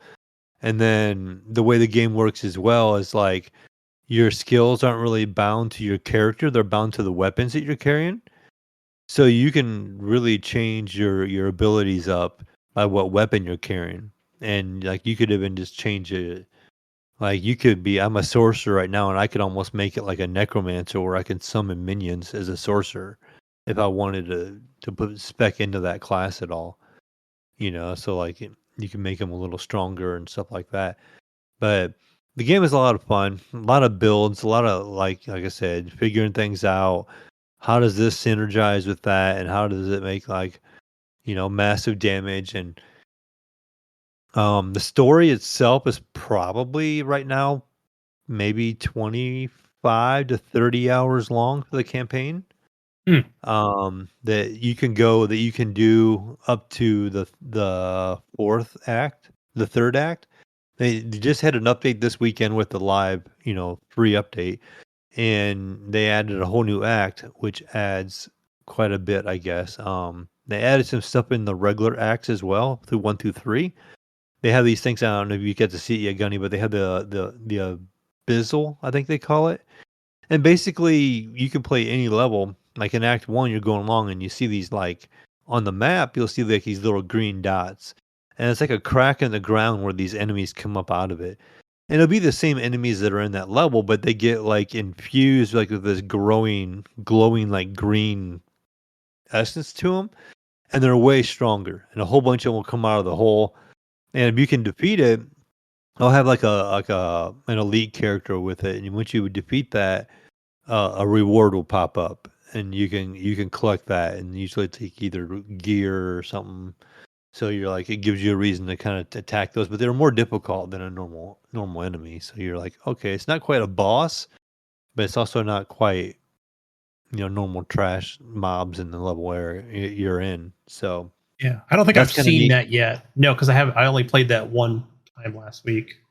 Yeah, and so of course, with the new update, I was playing a seasonal character, so they had started a new season.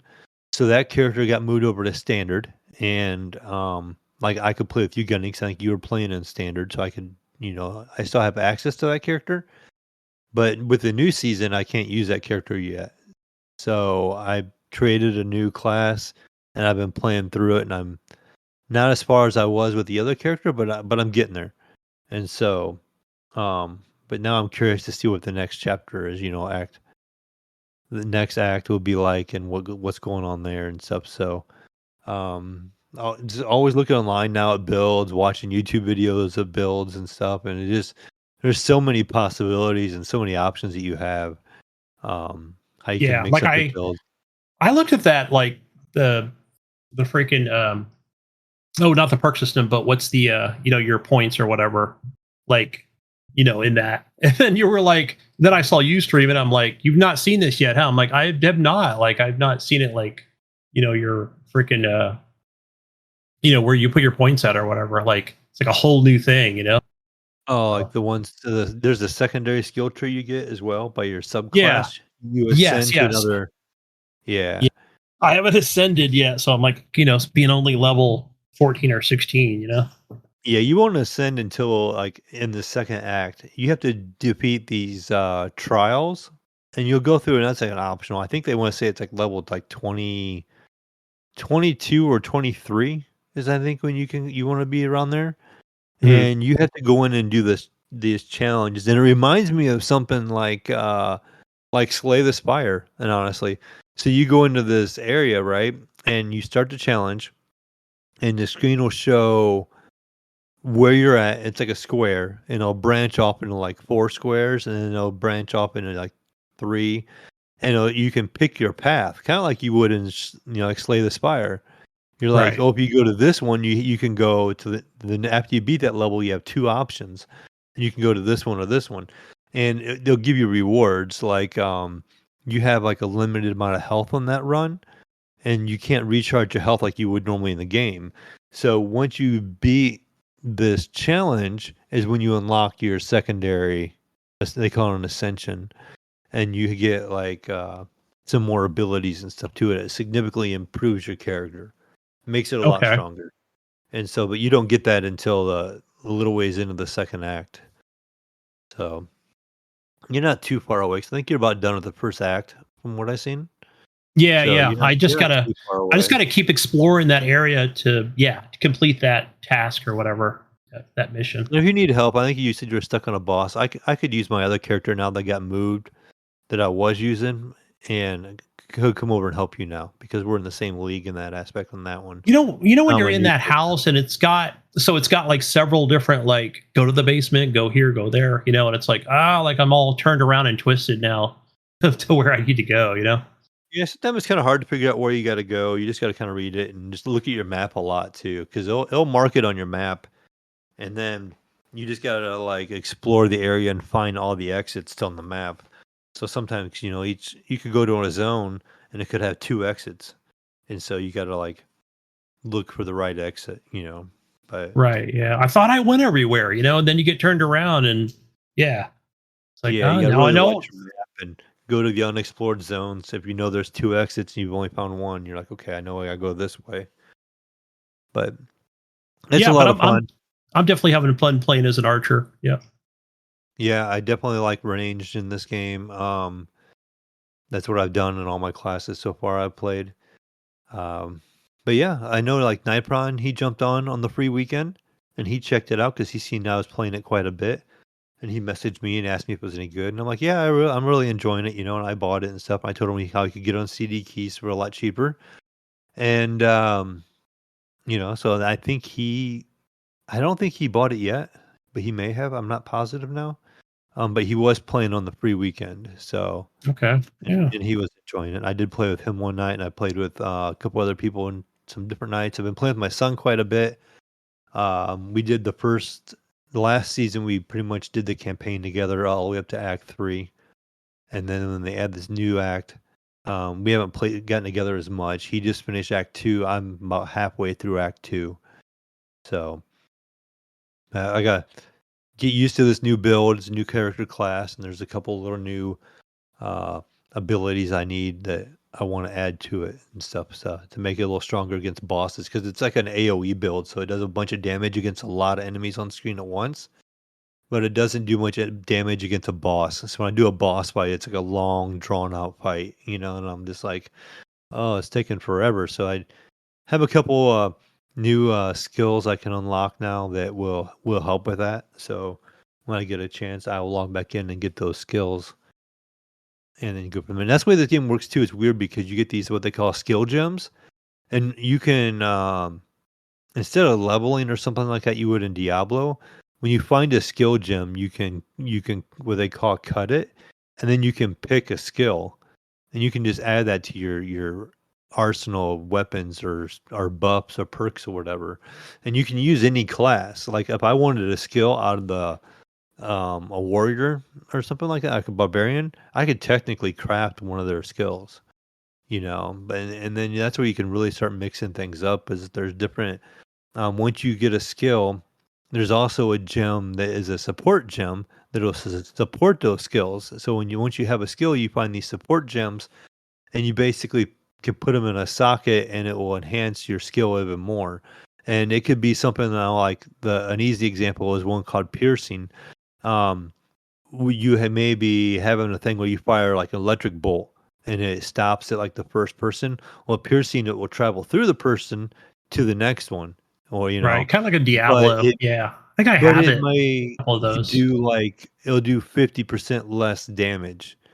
You're hitting 2 people, but you're doing less damage. So it's like, okay, do you want to lose that damage? And not all the time. There's not a negative on all of them. Like some of them will just be like 30% more damage on elemental. You can add that to your lightning attack and it makes it better. So and you can only put like one you can only use that support skill one time. So like one I was using for my witch or necromancer, they call it a witch in here. My skeletons had a thing called meat shield. So basically they had a whole bunch more health and they would just take way more damage before they would die. And I couldn't put that on my skeleton warriors and my skeleton archers. I had to choose which one could have it. So then Mhm. my archers, I would have the skill to pierce when they were standing back just shooting things with their arrows, where they were hitting 2 enemies, or they have like a spread shot where it fires 3 arrows instead of one. So maybe it does a little bit less damage, but they cover more area. So But Great yeah, for trash mobs. Yeah. Yeah, I've been grinding away at this game, and like I said, the story's kind of fun. I like the darkness of it, and yeah, I was kind of getting that itch to play a game like this again, and that fun trying to find your gear and just improving it just a little bit, and stuff like that is just, I don't know, it can be fun.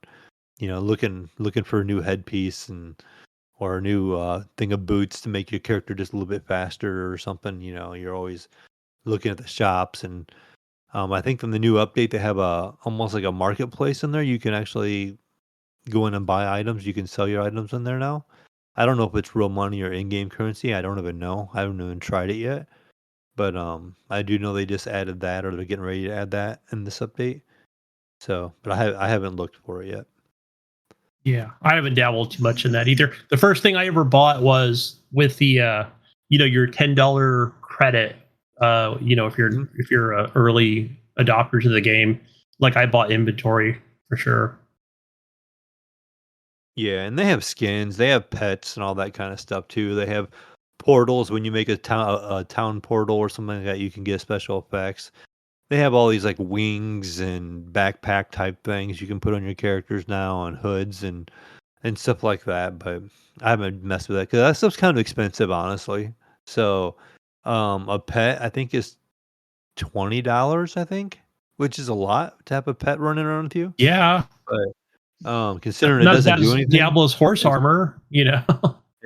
So some of that stuff on there's kind of pricey, which I could do without. I don't need all that, um, but yeah, the campaign's great. I've been enjoying it a lot.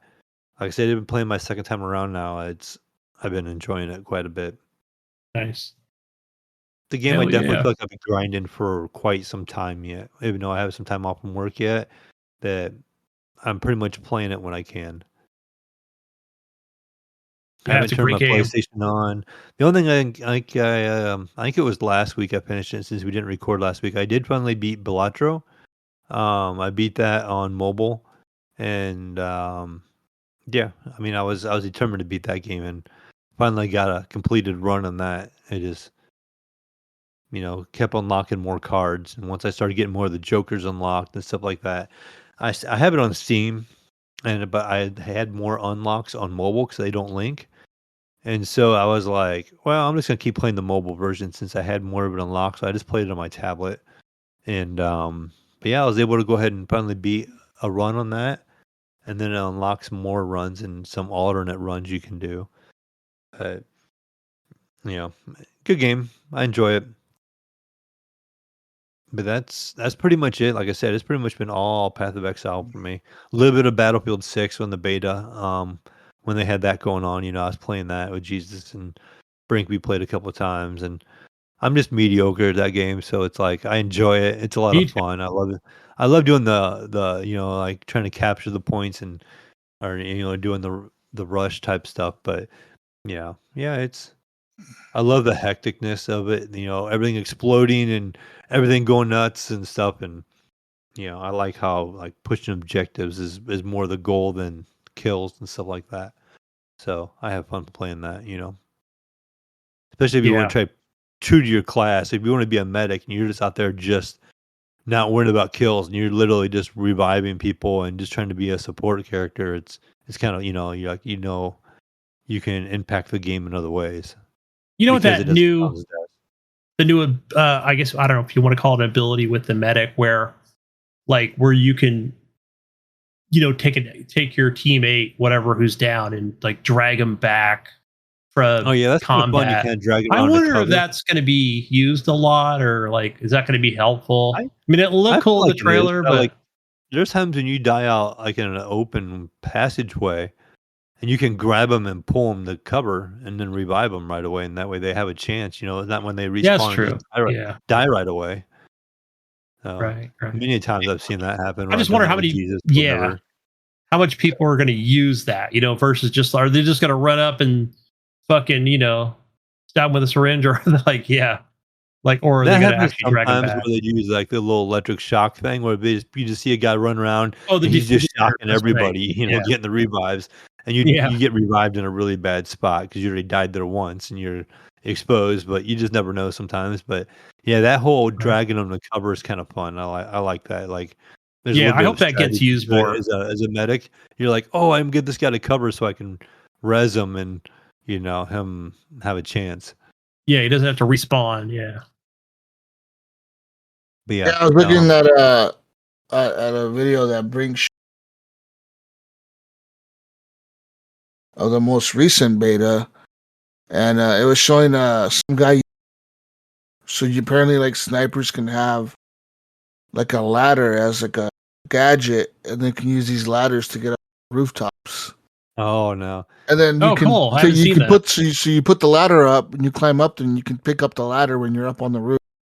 So no one else can get up there. oh Nice. that's I gonna be told them that's going to be kind of cool because in my opinion, it's going to vary the gameplay a little bit. You know what I mean? And what yeah. rooftop a motherfucker could be hiding at? You know, taking out You're the kind of cutting buildings. out a little bit, Jesus, and you're cutting in and out just a little bit. I'm not sure what you guys are Yeah. on there right now, but Hmm. we're losing you every once in a while here. But yeah, the ladder mechanic and stuff sounds crazy. Like you can, we see enough snipers in the game already, and they're just gonna be Right. hiding up there in a spot. And now it's Great. not gonna That's be like great. Yeah. it's gonna be harder to get to them. You're gonna have to like shoot down whatever they're hiding on. Hopefully, it's like they can only use it on buildings and not like I'll definitely be using my mountaintops. grenades or rocket launchers a little more. Yeah. Yeah.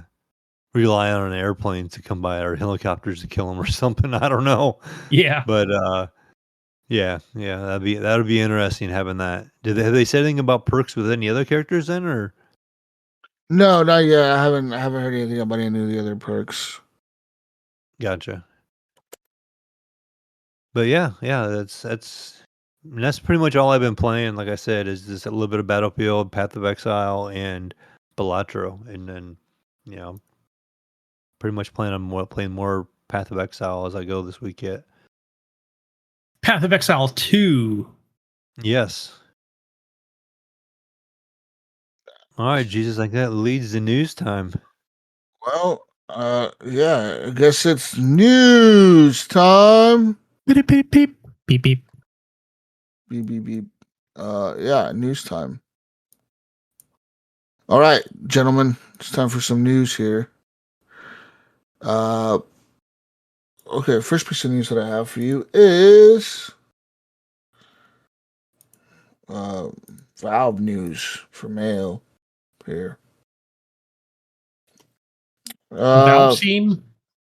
Valve, yeah, Steam. So apparently, Steam is working on a new console type machine, and it's codenamed Fremont.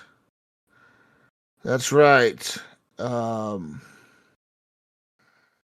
so yeah, it's going to be based on an AMD processor. So yeah, pretty much has a semi-custom CPU based on Hawk Point 2, but with the removed iGPU, and it will have a custom Valve motherboard in case, and a dedicated RX 7600 GPU with no shared RAM. It's going to be a TV-focused PC running SteamOS, and will have a dedicated HDMI port. Yeah. You excited, Mail, for a device that would be a Steam box thing for a TV? Maybe I don't know. Like they've tried it before, and it's like for me, I can just put Steam on a TV in my bedroom. Like I have, Yeah. 'cause my computer is right here, so I have a TV in my room and I have my TV in my living room, and this TV in my bedroom is a nice OLED, so I have a good picture quality, good frame rate, and everything on the TV in my bedroom. So it's like I have a long HDMI cord going to my TV, and so it just works, So it's like I could pretty much put anything on my TV off of Steam, but I don't do it real often because usually when I'm on my PC, I'm playing mouse and keyboard. So it's like there's that little bit like I'm like, do I want to switch to a controller? Sometimes yes, on some games. So yeah, I could see myself doing it on some games, but me already having that option, I probably wouldn't pick it up. I would just, have my Xbox, my PlayStation in my living room, and I have my PC in my bedroom, and I can play any of them on a TV. So, but like I think if it was me, I would probably still go with the Steam Deck and then my PC. If I had that option, I guess, because I don't know. I guess if you don't have a PC, I guess you would want something like that, but I'd rather just have a full-blown PC. Yeah. There's also supposedly a leak for the controllers that are coming with this device. It is going to be. They kind of look like I want to say like a VR controller, kind of like uh think of what's that Like an fucking Oculus VR? controller? The Oculus, yeah, Quest or whatever. Like the hand, Kinda, like things you hold with your hands. yeah. That's kind of what it looks like on these from the leaks from the prototypes or whatever that they're I don't know where they got these blueprints from, but this the code name is Roy for the controllers, and so yeah, there's that, and oh wait, that's for the VR. So they're also making a VR headset. It looks like what the fuck. So yeah, so apparently they're making this, but they're also making a VR headset. I guess another one. Did they make one already? Yeah, they already The had Vive. one.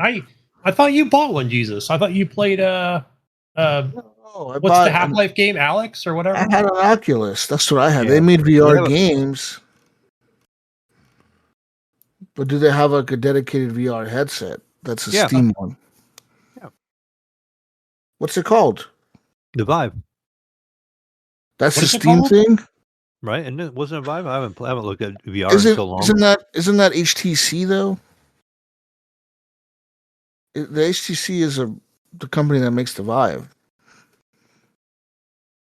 Oh, it is the Vive, right? Okay. Yeah. No, the Vive is made by HTC. That's a third party. I'm talking made Okay. by Valve, like the Steam Deck. Yeah.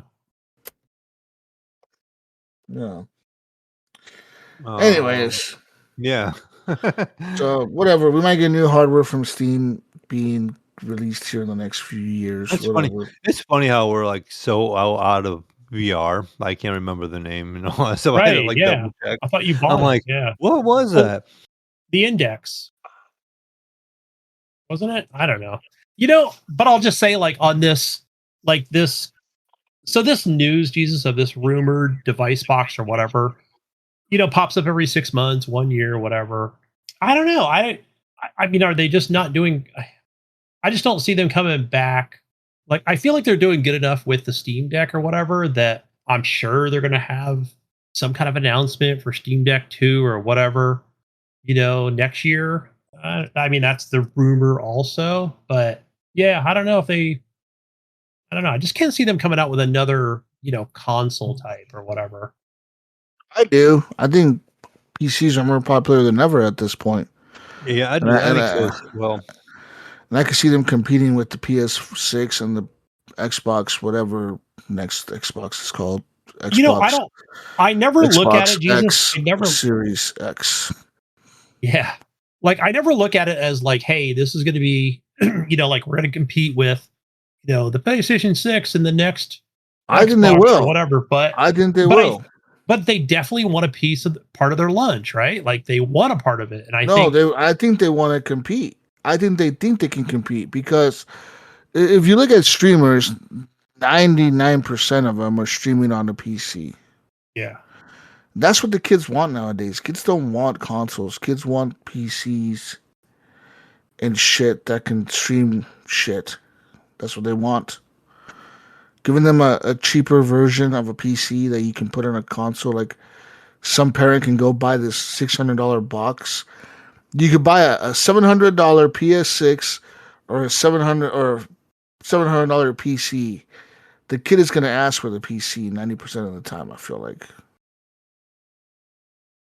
But I okay, think this is still going to be a console that we're talking about, right? That's no, going it's to a have a controller. PC. Yeah, well, yeah, but it's going to have Steam. And Yeah, now you have all the Steam library at your disposal, which is a lot more games than just being a PlayStation or an Xbox. You okay. have I see what you're saying, right? It's all going to be the used PC as games. a PC, right? This box will be used as a PC. Yes, you Yeah. will have Okay. Like a everything. hybrid.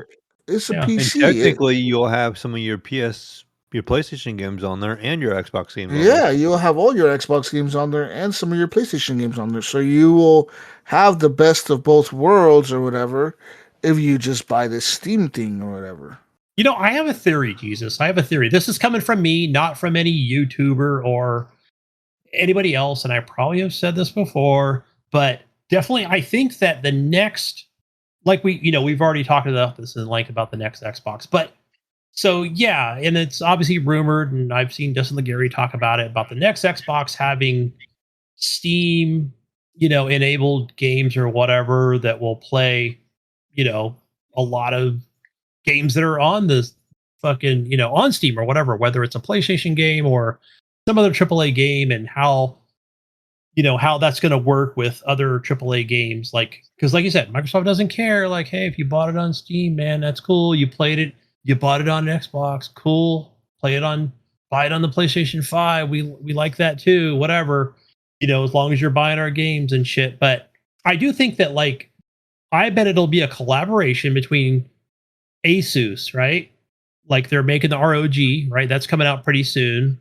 I think that that's going to be probably made by them.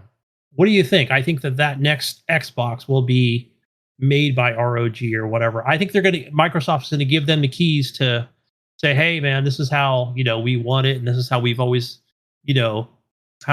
made consoles. And we're going to kind of give you the tech or whatever for you guys to make it or whatever. I don't think this is going to be like an in-house, Xbox thing, that's what I think it's going to be. So, right. So I think Xbox is done after this Series S and X, right?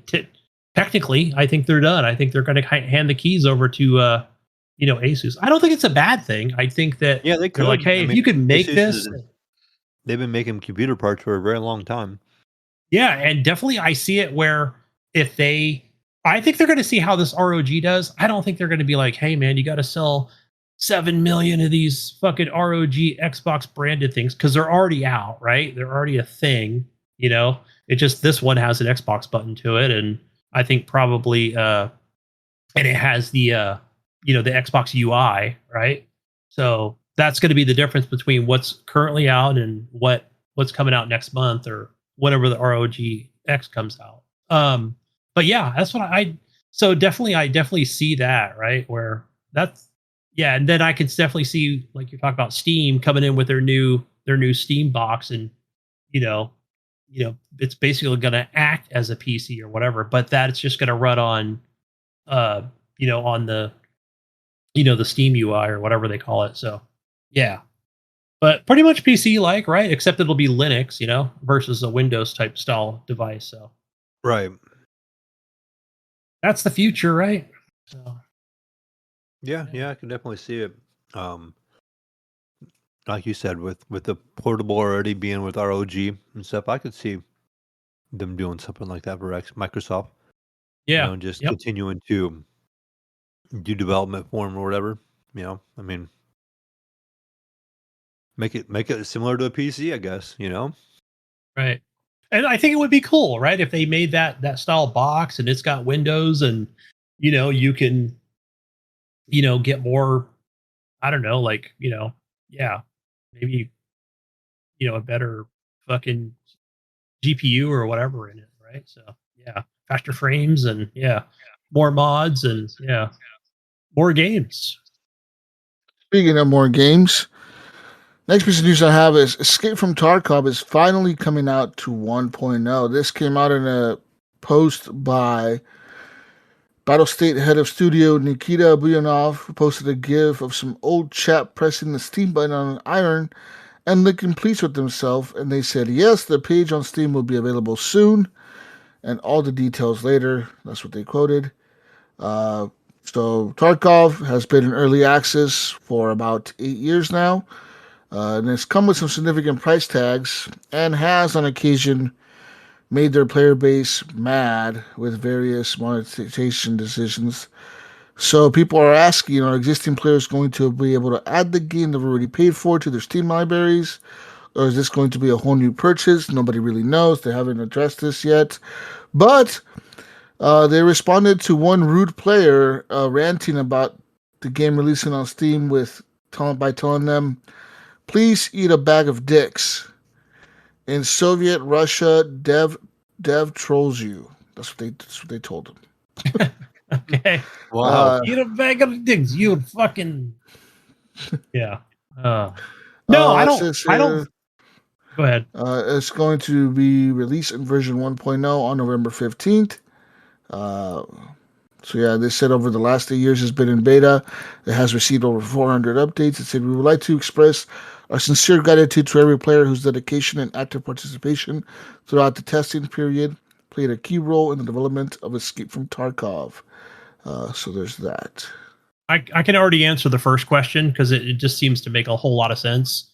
That, yeah, if I went and bought this day one and purchased on Steam, it's just going to open the Battle State game launcher, right? So, yeah, Yeah, you're not going to get like it's going to be the same freaking I'm pretty version or sure. whatever. Yeah. Says here, So if you already own it, it's fine. Sony's live service title Fair Games has lost another key developer during its development. Sony's live service plans take another hit as Haven Studios' upcoming shooter, Fair Games, has lost its creative director in the middle of its development. This embattled title has already faced plenty of hardships during development, with many questions still remaining for the Fair Games as Sony's major PlayStation Live server plans continue to not go according to their plans. Following the massive success of Helldivers, Sony revealed an ambitious plan to expand their live service offerings by releasing 10 games with a live service by 2026. Unfortunately, Sony's plans have not come to fruition and have largely been marked by cancellations, issues, and other problems, with the most high profile of them all being Concord, which was not only a sales disaster but led to both the game and the studio being shut down after launch. And more bad news has now befallen Sony's plans as the shooter Fair Games has lost a key member of its development team. Recently on LinkedIn, Daniel Drapow announced that he had left Haven Studios and his position as a creative director on Fair Games, and he goes on to confirm in his post that he has joined now Warner Brothers Games in Montreal as their new creative director, expressing excitement over this next stage of his career. Unfortunately for Sony, Drapow's departure is another major blow to their plans and Fair Games as well, with gameplay details being relatively scarce following the official reveal during the 2023 PlayStation Showcase. But this isn't the first high-profile member to leave the game during development, as Haven Studio head Jade Raymond had left the company last May. Reports indicated a close playtest of Fair Games was quietly distributed to a select number of players, though feedback on the experience was less than ideal. Players were said to have described the pre-alpha experience as clunky and lacking polish as the gameplay attempted to incorporate elements, themes, and extraction shooters like battle royales like Fortnite. Even with Helldivers 2 continuing to find success through new updates and collaborations, pressure is continuing to mount on Sony now for their live service plans. Numerous games have reportedly been cancelled, including the Naughty Dog's Last of Us multiplayer title, Destiny's 2's recent expansion, The Edge of Fate, saw a disappointment player engagement number at launch, and the studio's other title, Marathon, has been pretty much in the middle of a controversy, which has now led into a delay into 2026. So who's to say what's going to happen with all their live service titles? I think that Helldivers 2 was a one-off success, honestly. I don't think they can I don't think they can replicate that. Yeah. I'm there with you. I don't think when I think of like that kind of gameplay or game loop, I'm just like, no. You know? Helldivers just nailed it in terms of the loop. You're right. They have the Yeah. perfect loop. It's just an easy loop to Yeah. follow. But when I think Yeah, of games like Destiny or something like that, you know, I just don't want to jump into something like that. You know, I don't know. I know Brink played so much Destiny, like thousands of hours, dude, and probably spent so much money on that shit with the fucking expansions and the other versions and more expansions and countless hours. I mean, I guess if you're really into that type of shit, you'll get the money out of it. yeah. But I mean, like, I am talking about Path of Exile. You know, like yeah, it's the same kind of. It's still it's like a live service game still. You're playing live with other people, but it's not quite the same. You know, and this is just like a one off for me. You know, it's like basically I felt like playing this kind of game with the MMO type of aspect and feel to it, but come to shooters or something like that, I'm just kind of like, nah, I'm good. You know.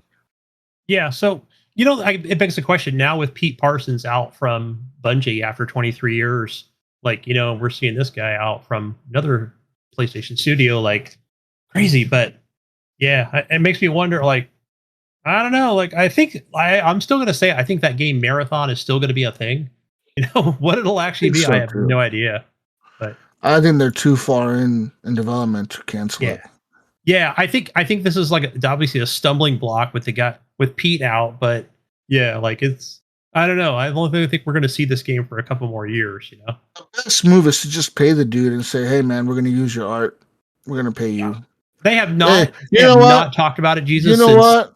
We that news might as broke. well just hire the motherfucker. Why not just hire him? But hey, bro, you need a job. Come work for us. You're now the creative art director for Marathon. The guy who has the current job? What about me? You're fired. Yeah, You're fired, right. guy. You We didn't got a make new the art, guy. you asshole. Yeah, you didn't make the good art. He did. We got a new guy now. You're fired. You go work somewhere else. You're fired. Yeah, they have not spoken about that at all. There's been no news on that part of Nothing. They it. just shut the fuck up But about it. They got sued and then they shut up. They didn't say, well, which is normally what companies do, but well, they didn't get sued. They just, they got just caught. probably they got caught. And I think that, yeah, I'm sure. Yeah, I'm sure they're just going to pay the guy off or whatever. I'm So sure they will. we'll see something the next 6 months. And other news, Xbox insiders subscribe to the Xbox Game Pass Core or Standard now have even more freedom to play wherever they are with Xbox Cloud Gaming as a beta. As part of this insider experience, Xbox Game Pass Core and Standard subscribers will be able to stream cloud playable games included with their subscription or select cloud playable games they own, making it easier to jump in from any supported device.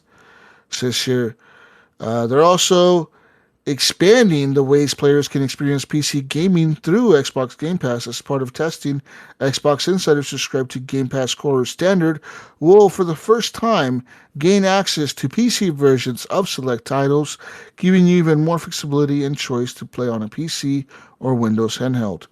Whether you're gaming on a console, PC, or streaming via supported cloud devices, this update will broaden your library and make it easier to jump into your favorite games across more screens.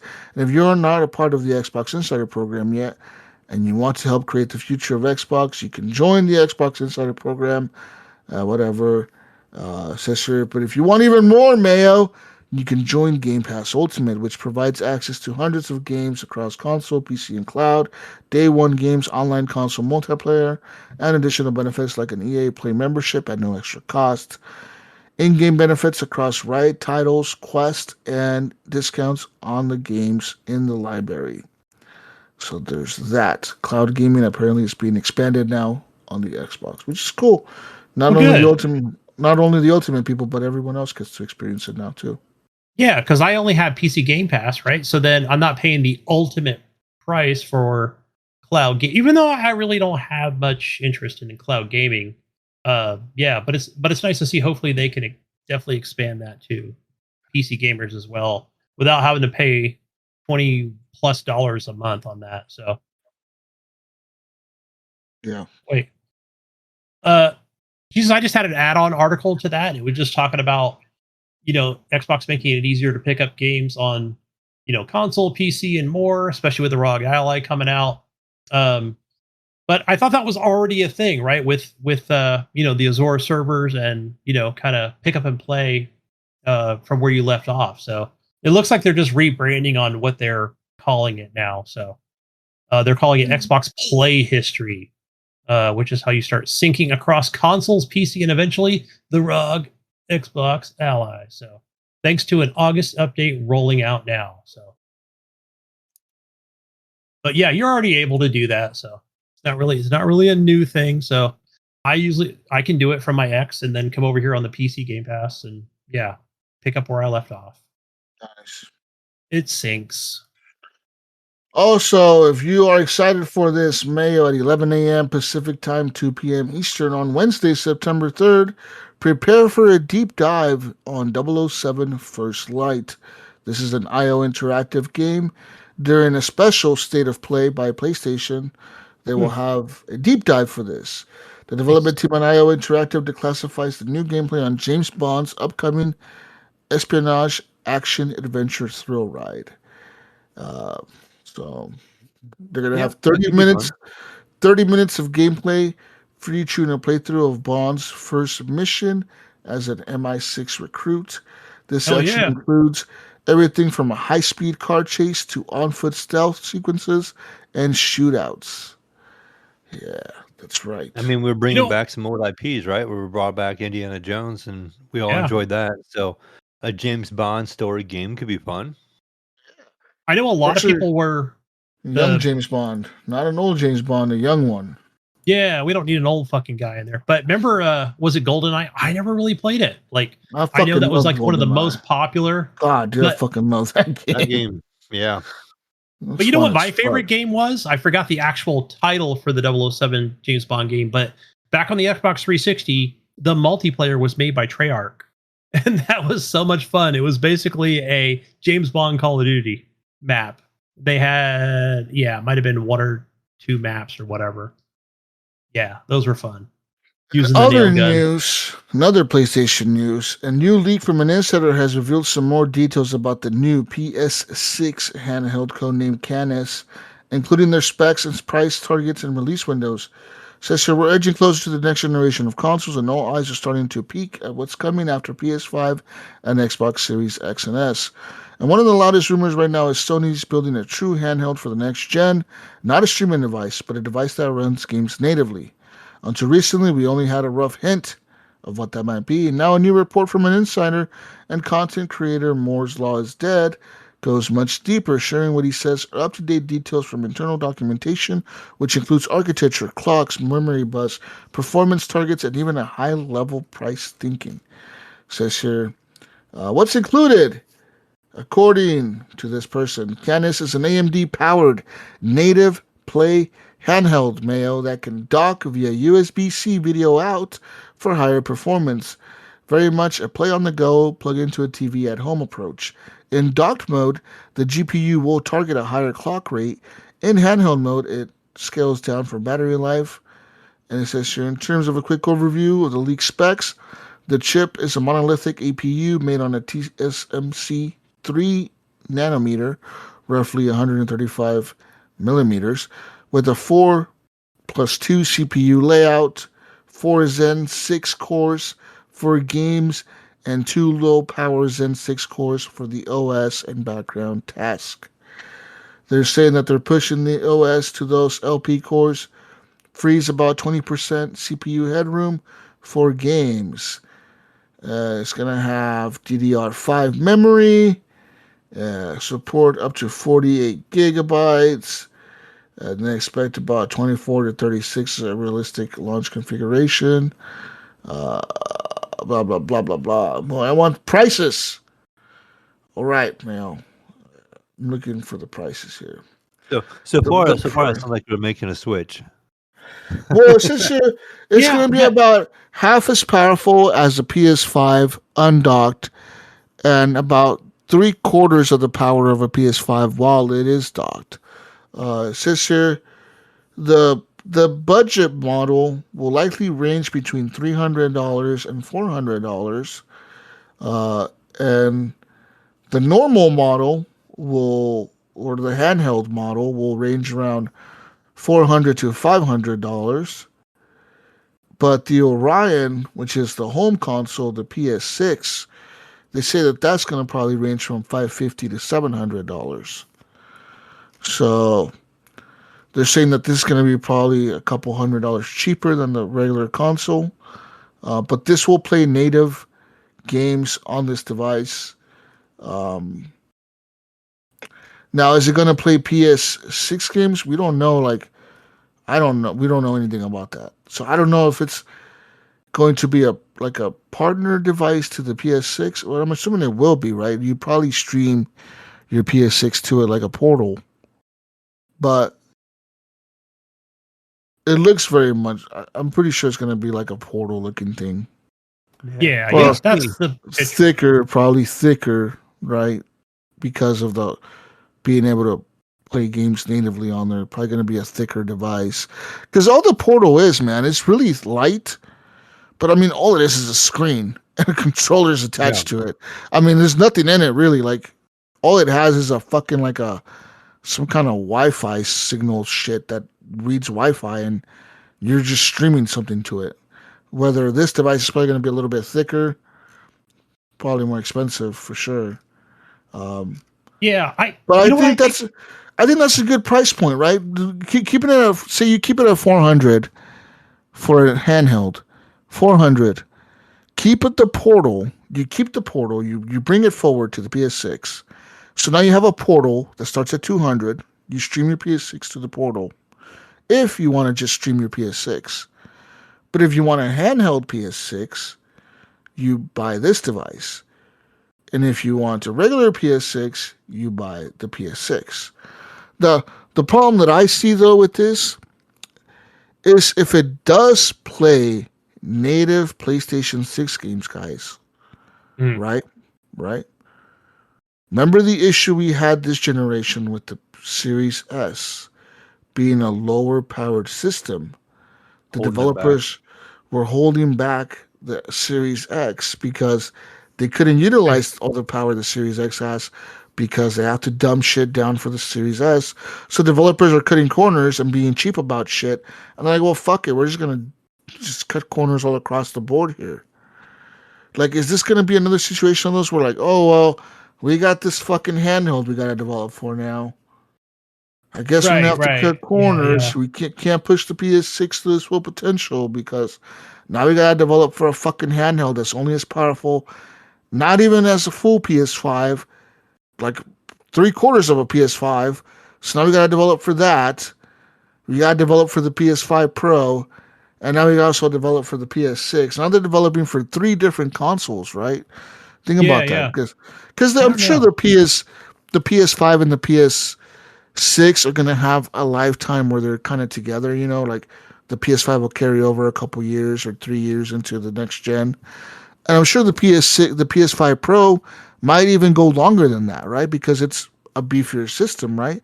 So I'm sure the PS5 Pro will be supported maybe 4 years into the next gen console cycle. At that point, you're developing for the PS5 Pro, a PS6 handheld, and a PS6. Like, that's a lot of development and a lot of cost. Are these developers going to be like, fuck it, let's just dumb down our games. Let's just cartoonify everything. Everything's a cartoon now. Yeah. Everything is right.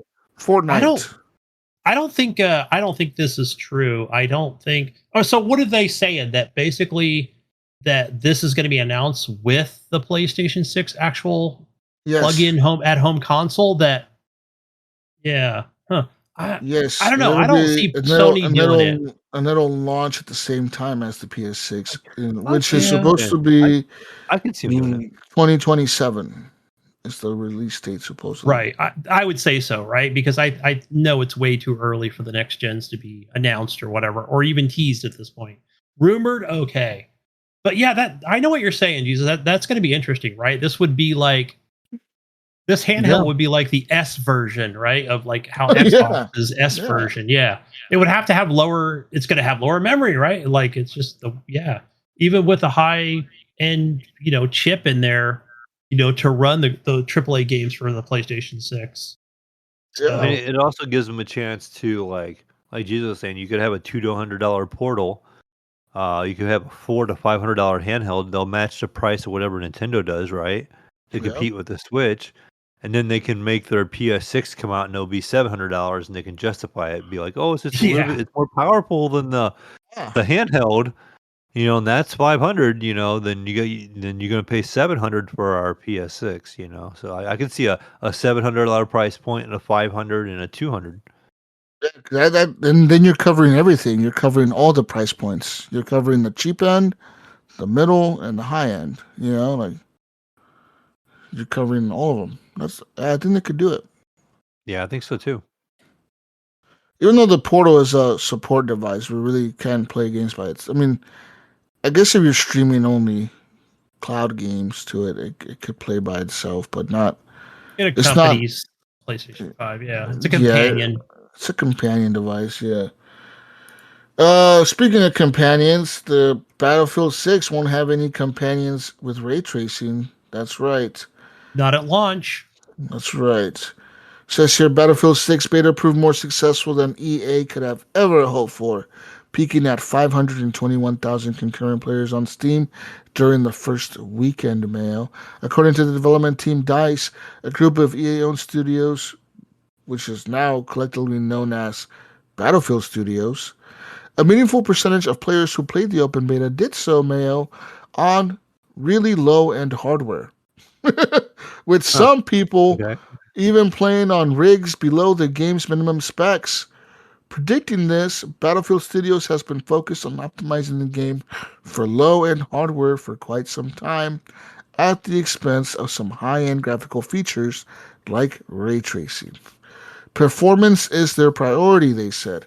An interview with comic book Ripple Effects technical director Christian Bull expanded upon this decision, explaining that ray tracing has been sacrificed for performance. He said, "No, we are not going to have ray tracing when the game launches, and we don't have any plans in the near future for it either. That was because we wanted to focus on performance. We wanted to make sure that all of our effort was focused on making the game as optimized as possible for the default settings and the default users. So we just made the decision relatively early on that we weren't going to do any ray tracing, and again, it was mostly so that we could focus on making sure the performance was there for everyone else." This will come as a disappointment to high-end PC owners, but the commercial benefit of prioritizing low-end players is undeniable. Many of the largest live service games in the world, such as League of Legends, Valorant, Fortnite, Counter-Strike, are designed to run on almost every single modern PC for this very reason. Given the sheer number of things happening on the screen in Battlefield 6, the game is unlikely to be as technically accessible as the aforementioned games, but every bit of optimization helps to encourage people with low-end setups to invest time and money into the game. There will not be any ray tracing. Battlefield 6 will launch with over 600 graphical options for players who want to squeeze every last frame out of the game. 600 graphical options? That's a lot, bro. Yeah, man, I'm gonna.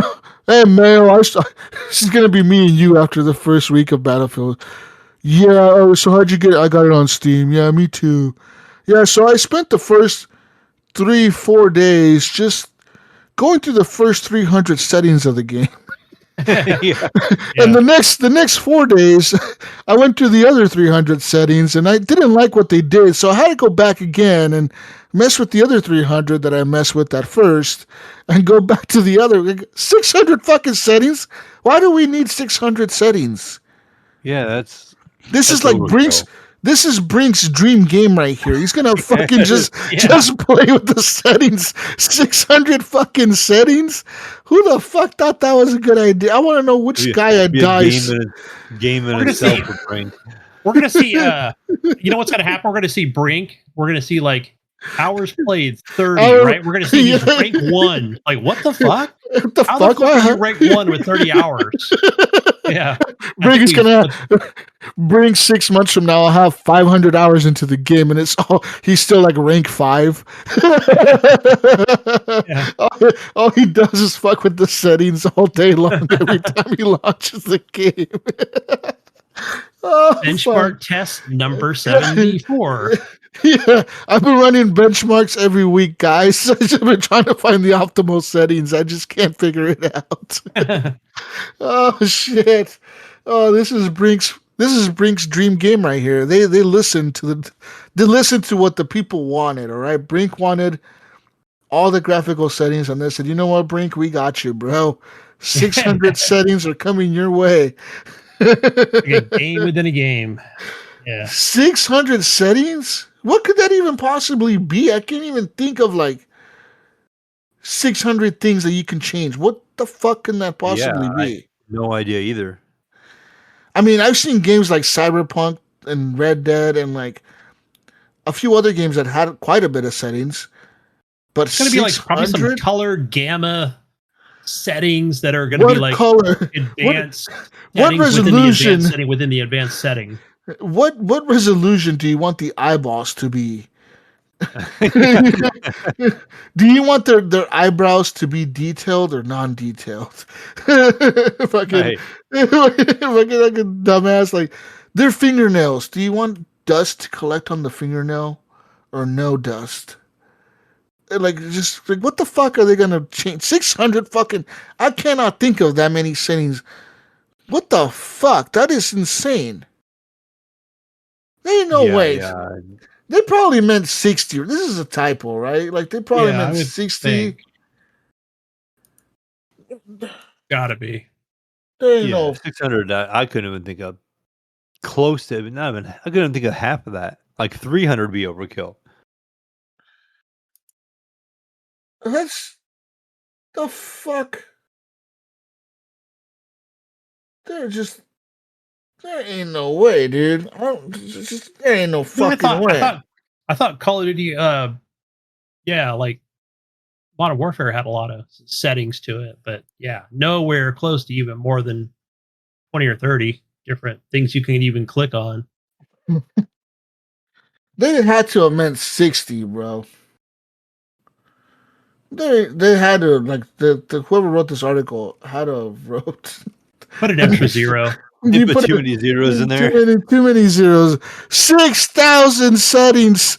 There ain't no way. Like it's 600. Like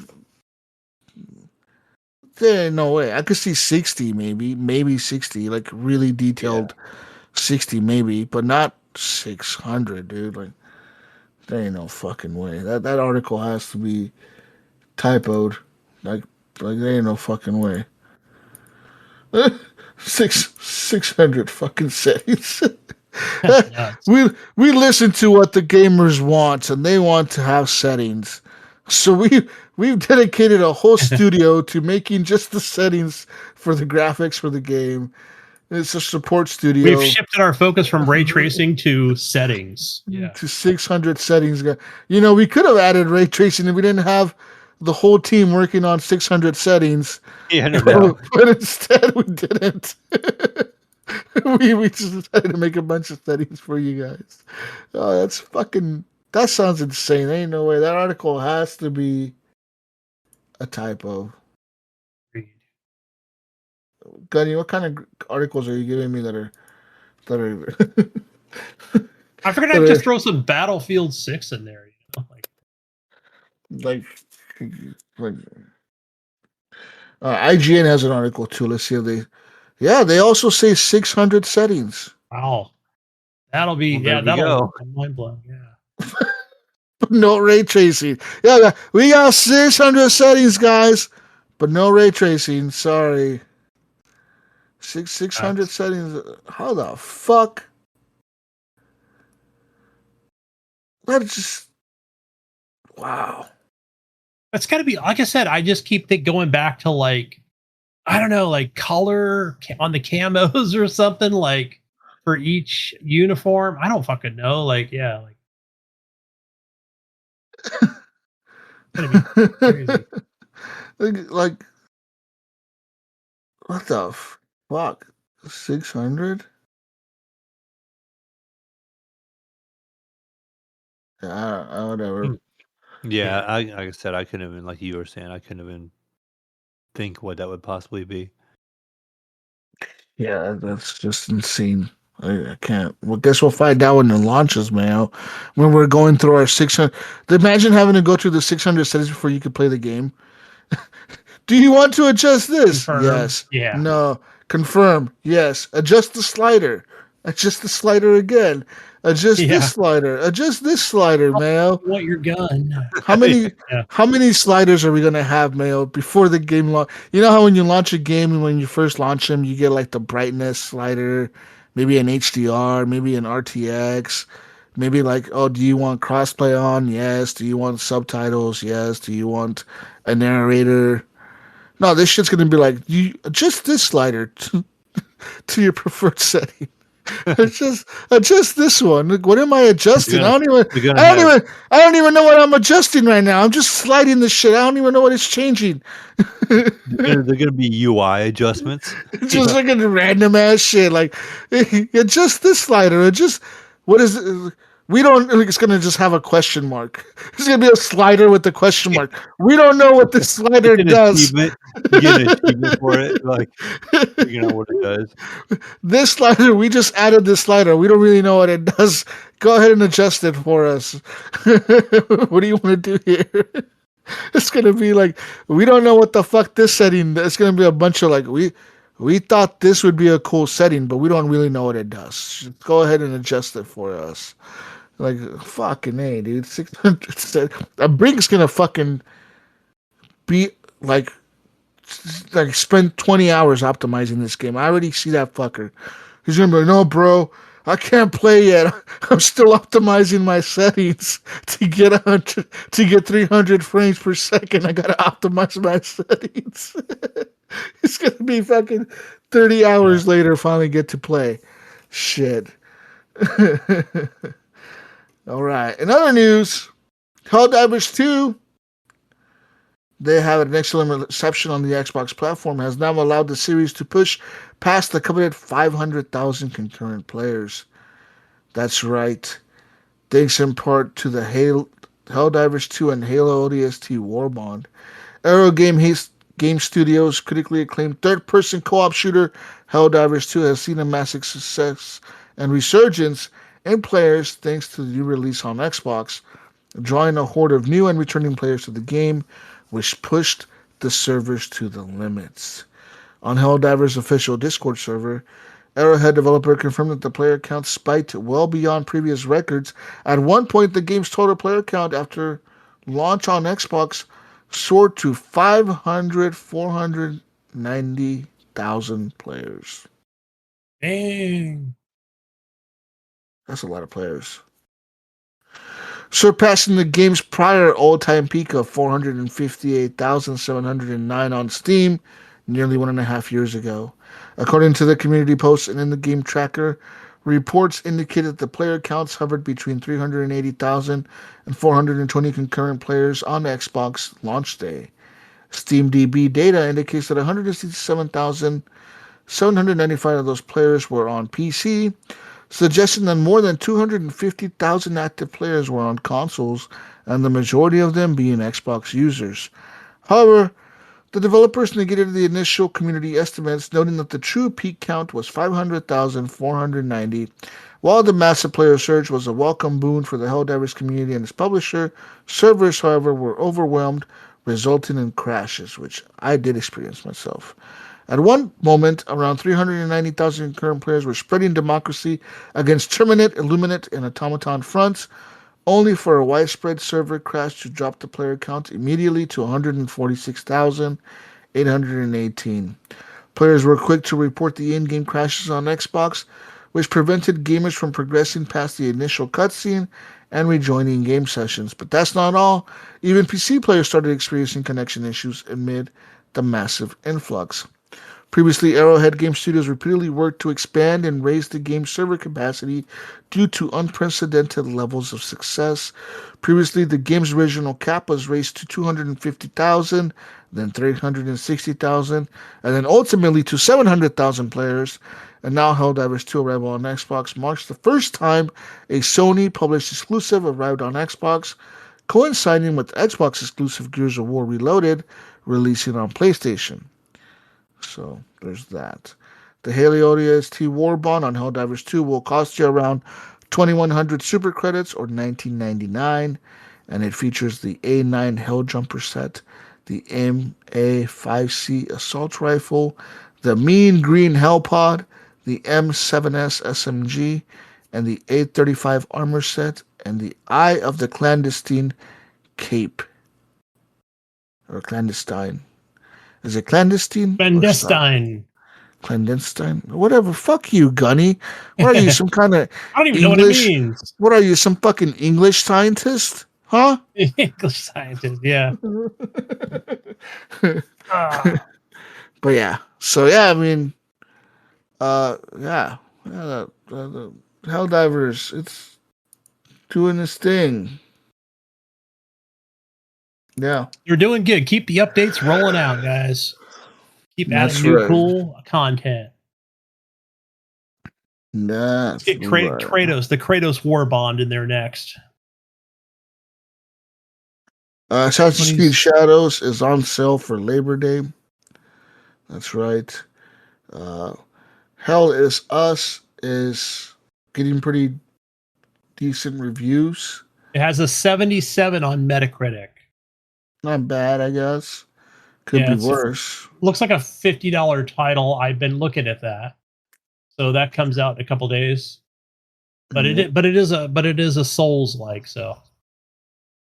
I heard it's a Souls like, but not as hard as a Souls game. Okay, I'm gonna watch more reviews going forward, especially even after launch. And is this coming to Game Pass? No, I already looked. I was just looking at that. I kept looking the last couple of days. I'm like, it definitely, you would think, right? It's made by some unknown studio I've never heard of, Acorn or some shit. I'm like, oh, this is probably going to come to Game Pass, but nope. I looked. It's coming to Xbox, but not Game Pass. Guys, guess what? Death Stranding creator Hideo Kojima has announced plans to celebrate the 10th anniversary of establishing his own studio, Kojima Productions, in an event in Tokyo later this month. Hosted by Kojima himself, Gunny, this celebratory event entitled Beyond the Strand will include guest appearances as well as offer a glimpse into future projects. It'll take place at Toho Cinemas, Roppongi Hills in Tokyo, Japan, on September 23rd, 2025. Fans in the vicinity can enter a lottery to be in with the chance of securing a 77,000. What kind of currency does Japan have? Japan currency. I forgot. Yen. I thought that was China. Isn't it? No, it's the Japanese yen. Ah, damn. Okay. I was going to say yen, but I thought that was Japanese or Chinese. See how much these tickets cost. It's pretty cheap. I mean, 7,700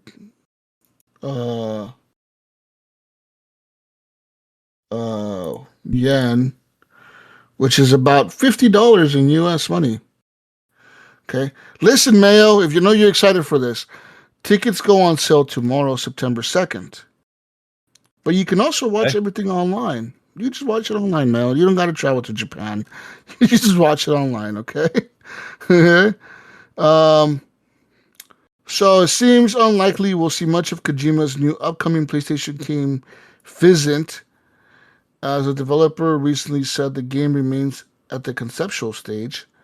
More likely, perhaps, we'll get to know a little bit more about Kojima's horror project OD, which is still in development in collaboration with Microsoft, despite Xbox recent cancellations of a number of projects, both internal and external. Kojima first announced his OD collaboration with Xbox in November of 2022, and then officially revealed OD along with several of his star cast members at the Game Awards 2023.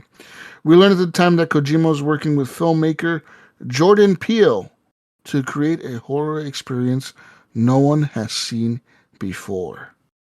Dun dun dun. Hideo Kojima also, of course, created Metal Gear, but that doesn't mean he'll even play the new remake. I mean, he probably fucking hates that company right now. Yeah. When asked if he would be playing the remake, he laughed and replied, "No, I won't." Okay.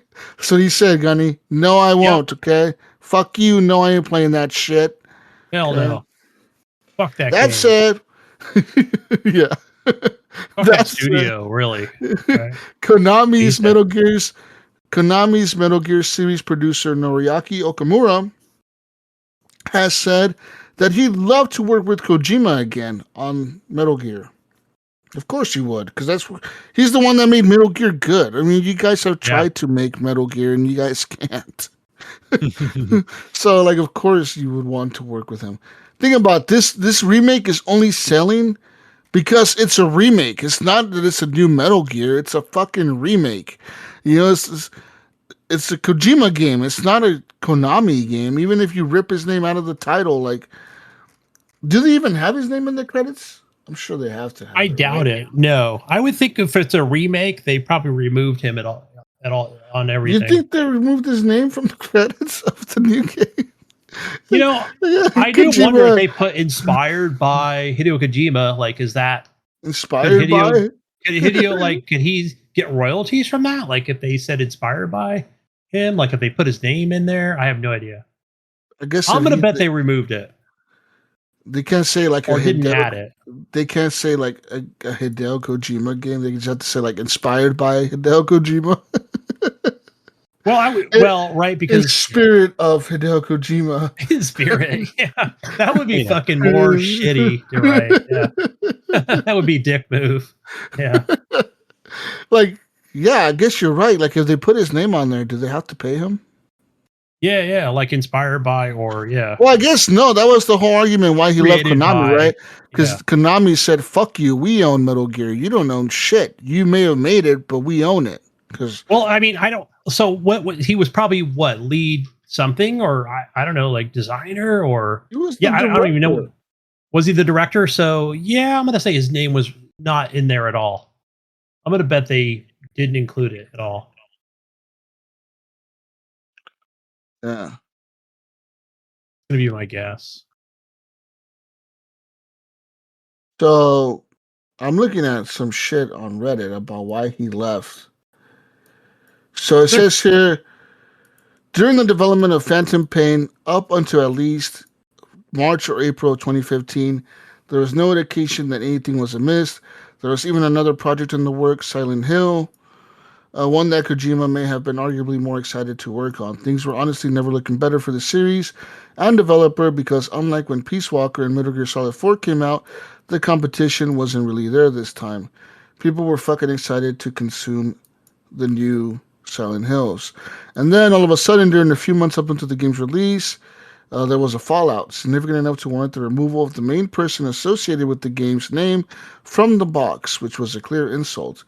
Metal Gear Solid 5 made an absolute godsmacker of money. So, so they removed Kojima's name from Metal Gear Solid 5. Wow. Yeah. And it says here, Sony proposed and prepared to, they proposed a plan to finance Kojima as an independent production developer.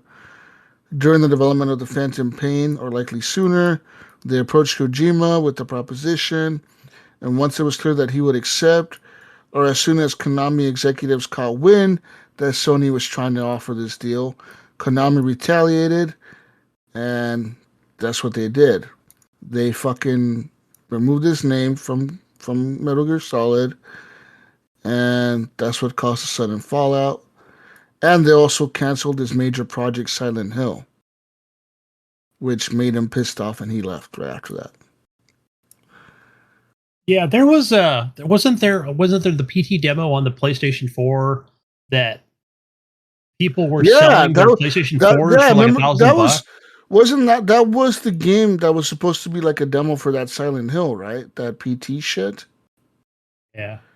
And then that's why they took that down because he left Konami, right? And they were like, well, we can't make it no more. But I guess now he's making his own game. So what the fuck does it matter? I mean, got a PlayStation 4 here on eBay right now. You can get with the PT demo for $800. yeah, there you go. Sounds like a good investment, guys. Yeah. That's crazy, dude. Someone still has that listed on eBay. How long has it Yeah, been listed it's still for? there. Yep, I just went and looked. Yeah, but yeah. So I guess we're gonna get some more info on whatever the fuck Hideo Kojima's working on September 23rd.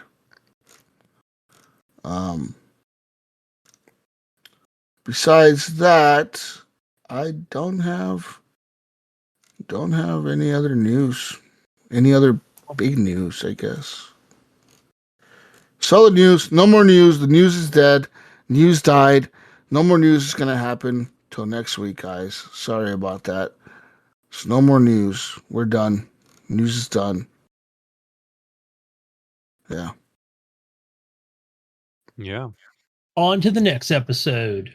That's right. But yeah, I mean, that's all I have, man. That's all I have for news and shit. I mean, what are you gonna be playing this week, Gunny? You gonna get some Hell Divers with me, bro? We need we need a Hell Dive. Oh, Okay. you know what? I'll say this, Jesus, because I know your day's off. So next week I'm off Tuesday, Wednesday. But Wednesday I've got a dentist appointment. But Tuesday we'll both be off at the same exact time. So What day? Tuesday? on Tuesday, yeah. Not tomorrow, but next week. We'll actually be home at the same time.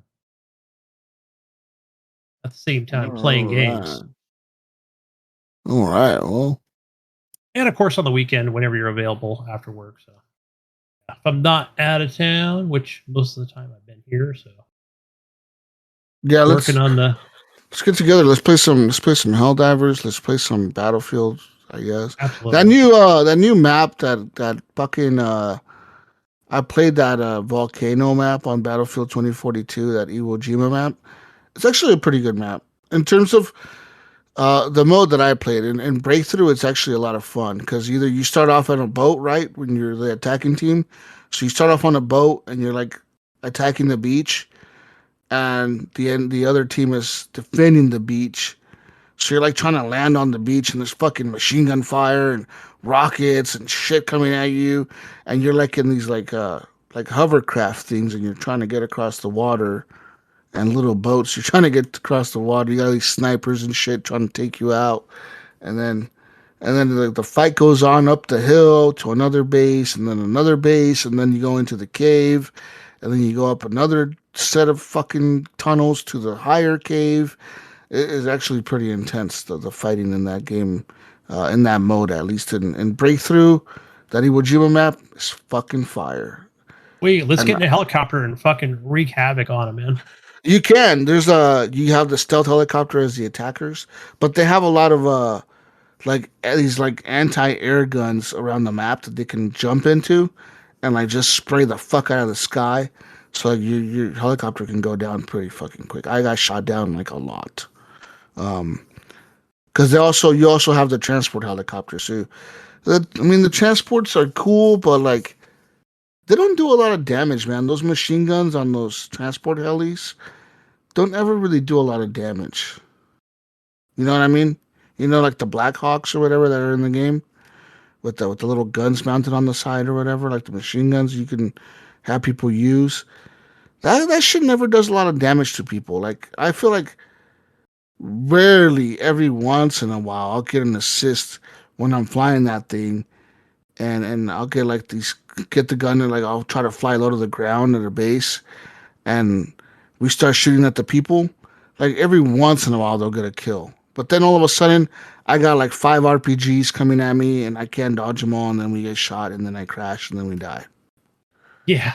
Right. Like yeah. Like you can't stand still. Like yeah, like you your can't. aim is based on how you fly, and then Yeah, like you can't like I'm trying to keep the helicopter steady to have the gunners be able to kill people, but then I can't keep the helicopter steady because I have like fucking RPGs flying at me left and right, so I have to constantly keep dodging the RPGs, and it's like it gets too hectic. Like that's why we never get kills in that thing, because you have to keep moving or be really far away where the gun doesn't do any fucking damage to people. You know what I mean? Like, Yeah. so I think they need to like make those guns more deadly. Like make them a little not like crazy, like overpowered, but add a little bit more damage to them where they can kill people from like a little bit more of a distance. Not too far, but not where I have to be flying right over the people to kill them. You know, that's what I want. But we'll see. I don't know. They'll never do that because No, hopefully people- they'll just work on that in Battlefield 6 after all yeah, their people would 600 complain. fucking People would menus. be like, the fucking helicopters are too powerful. They're too OP. Yeah, it's like in Battlefield 6, the helicopter felt too weak. Like I was getting shot down in that thing like so quick, so fast. And I'm like, this Yeah. thing is like has like it's too weak. Like even the rockets that I had on it were like I was shooting. I'm like unloading rockets into like that mountain pass, and like I know there's an enemy base right there. I know everyone camps that little section. I'm flying by shooting like 12 rockets into that area, and don't get one kill. How the fuck did I not get one kill? Yeah, And I shot you get something out of it. like, and then all of a sudden, beep beep beep beep beep beep beep. I hear like the alarm going off, and I'm locked on, and someone's fucking shooting a rocket at me, and I pop flares, and then beep beep beep beep beep. 2 seconds later, another lock on, and boom, I'm dead. One rocket hits me, helicopter blows up.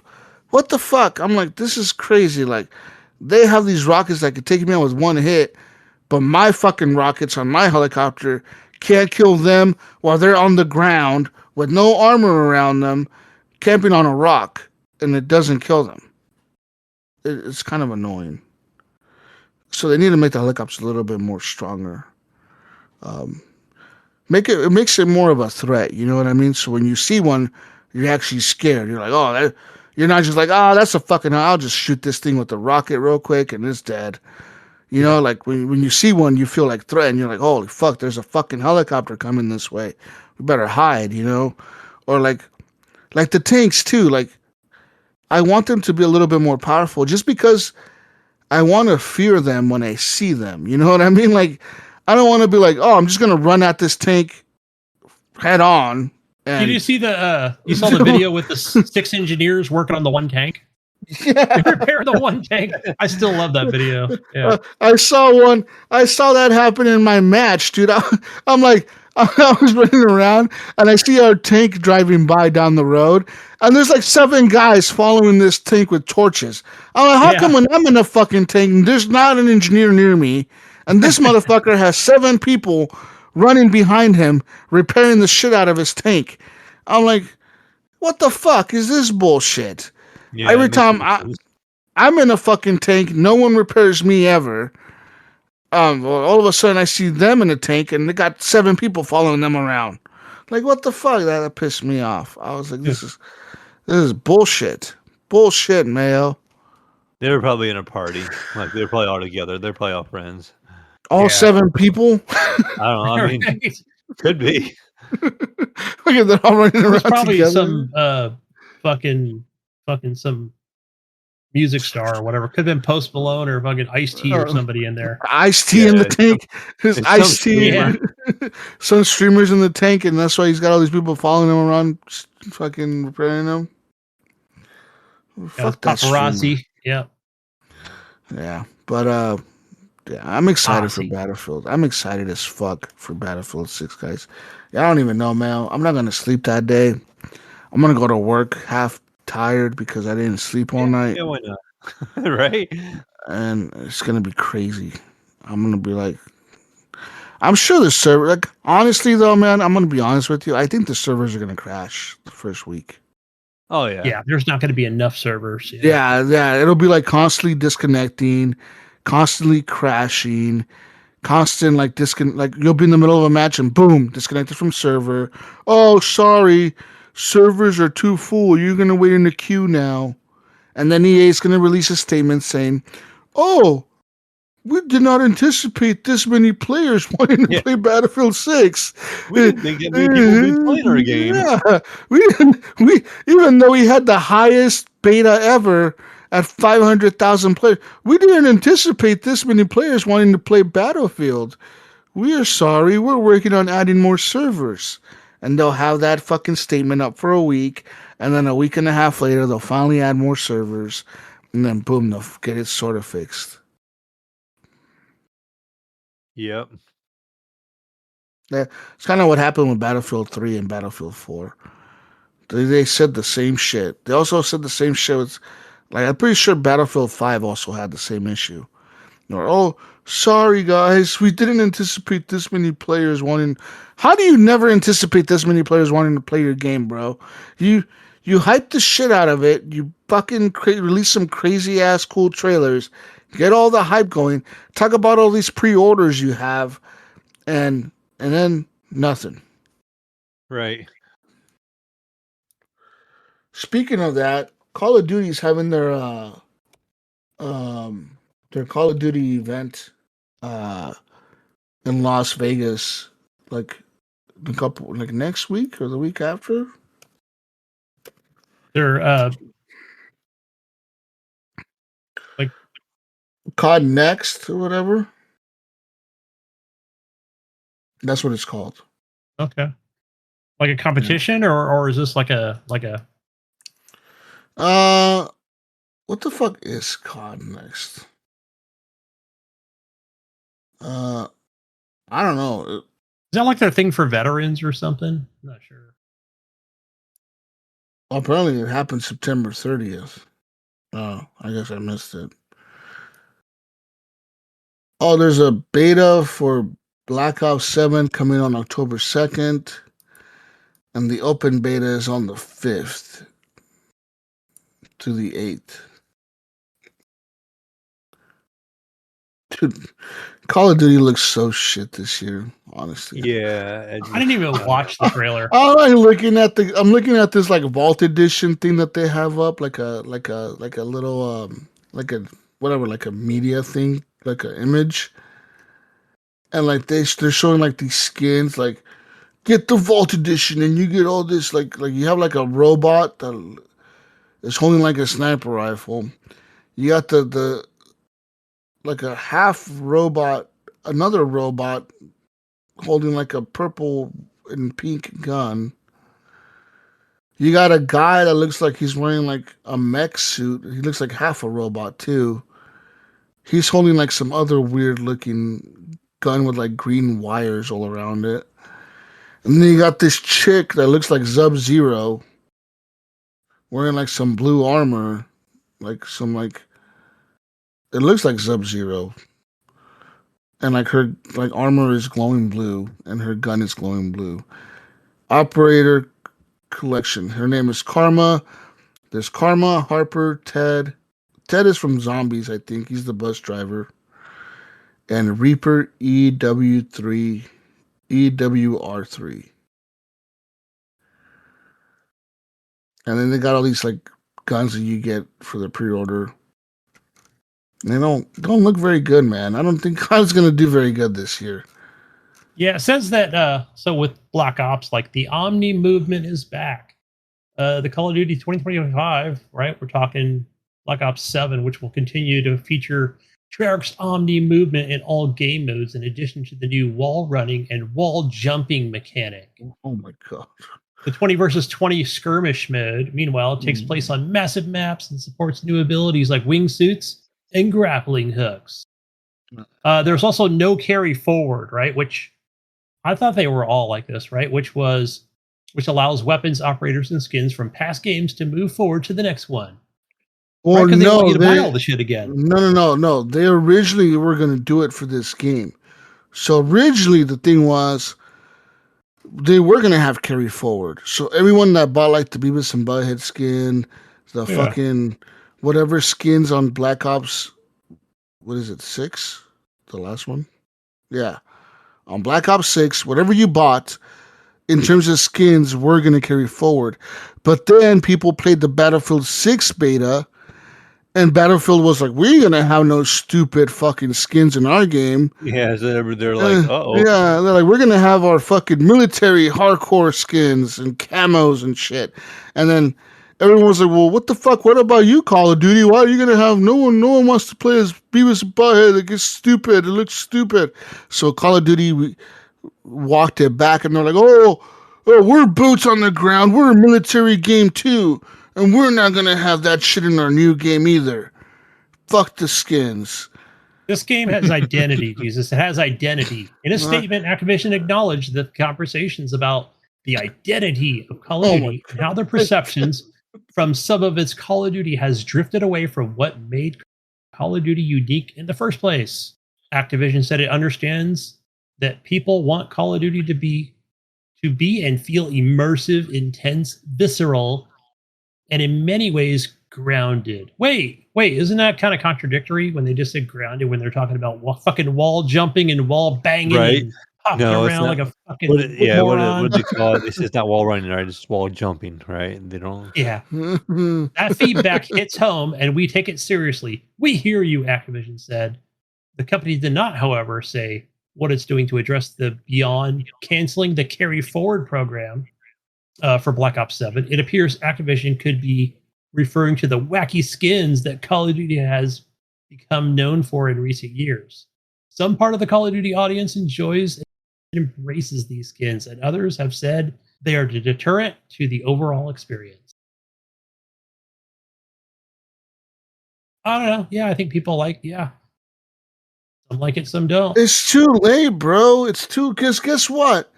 4 weeks after launch, they're going to be like, all right, man, we're making the sales. We got to add more skins. And boom. Guess what? Oh, guys, we got the American Dad skin. This is the new one. Go ahead and buy it. Buy this new Beavis and Butthead one, too. And this South Park. Wait till they add South Park to Call of Duty. And you're going to have South Park characters running around Call of Duty. Yep. It's going to happen, dude. Like, they've fortified Call of Duty. They've seen the Fortnite money. They're like, we want that money. People buy skins. And they're like, we're going to do that. And well, it's hard to back out of it now, too, right? They've already committed. Yeah. Like, you can't take it out of the game because then your people are like, oh, I paid all this money for these skins. I thought they were carrying forward. And the new game won't have it. And then you're like, but I paid all this money for these skins, and now I can't use them in my new game, you know? Okay, you know what? Fuck it. You know what? If Fortnite can get Sabrina and I don't know, fucking Eminem or whatever, I say Call of Duty, we're gonna get fucking Maya Khalifa, okay? How about that? I mean, if you look at the chat, look at the skins that's the skins that you get when you order the Vault Edition. Look at that shit. That doesn't look anything like a military shooter. Like, it looks like a fucking sci-fi fucking movie or something. Yeah, like it. Like, it doesn't look like you wouldn't think you're looking at that, you're like, oh, that's a grounded military visceral shooter. No, you think like that's like some fucking future fucking hybrid fucking corporal war fucking like a future shooter, yeah. Like, not like a grounded visceral identity military shooter. Like, no, bro, like it's not what it is. I think that they're scared to lose an audience, which they're going to lose audience, I think, to Battlefield. And EA already said they want Battlefield to be an every year game like Call of Duty, but they're saying that they don't have the ability to get there yet, but they want it to be that way. That's why they now have. Remember how before it used to only be like DICE and like one other studio would make Battlefield, or DICE and like 2 other studios. Now there's like 6 different studios working on Battlefield. They're all ran by Vince Zampella, and that's why they're called the Battlefield Studios or whatever now, because there's like I think there's like 6 of them now working on Battlefield. But I'm thinking what he's going to do is he's going to get them in a position where, hey, okay, you guys are going to work on this year's Battlefield. These guys are going to start working on the next year's Battlefield. And let's get it on a cycle. Like Call of Duty, Battlefield. Like Call of Duty used to do. Version or whatever. Yeah, like Call of Duty used to be like. But guess what? Call of Duty, I don't know, for some reason, remember, because it used to be Infinity Ward was working on Modern Warfare.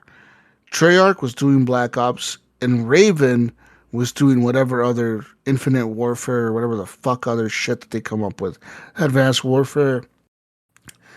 But now it seems like Raven has been stripped down because of the layoffs, Microsoft.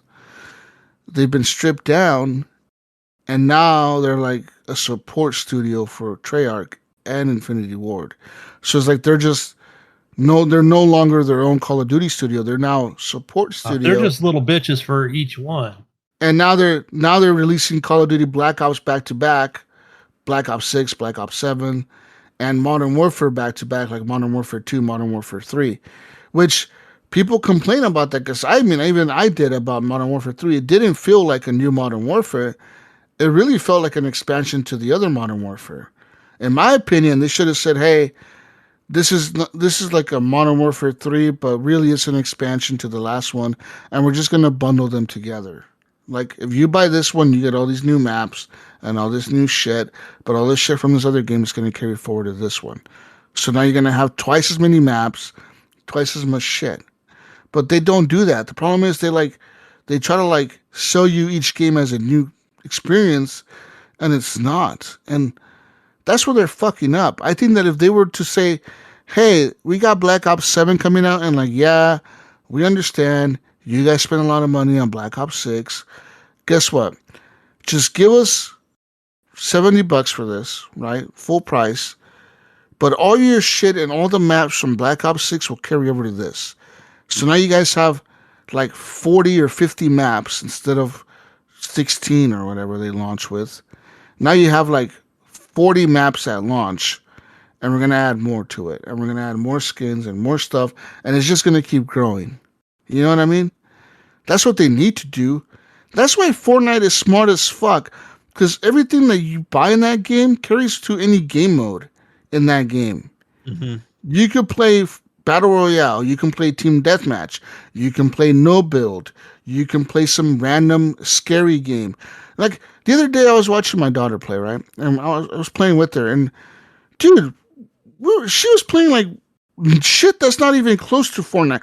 We were playing some horror game that was like a legit horror game. I was like, okay, put like fucking go to the computer, and while you're doing the thing on the computer, you gotta hear for noises, and every time you hear a noise, you gotta shut off the computer and hide, and then if the noise goes away, keep working on the computer.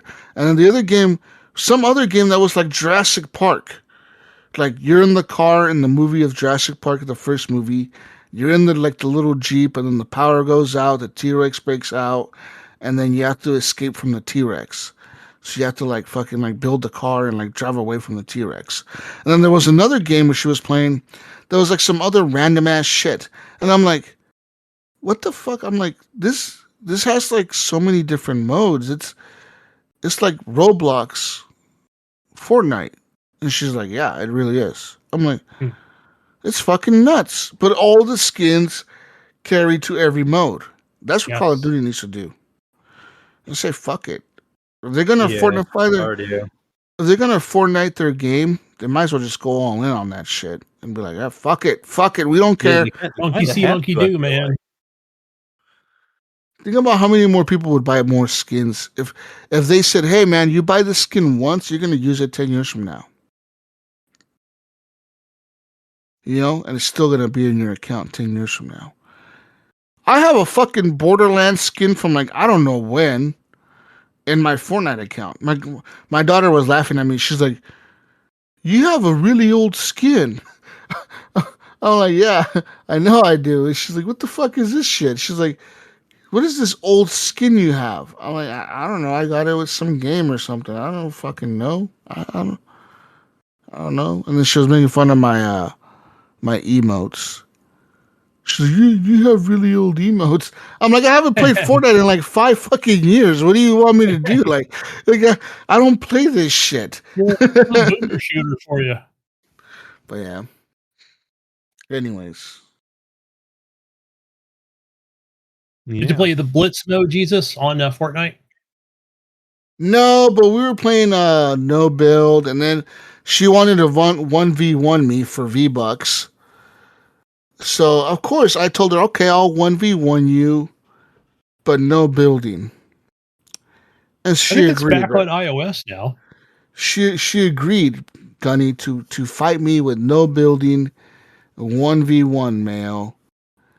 Mhm. And what happens right away? I whoop her ass the first 3 times. I kill her back to back to back.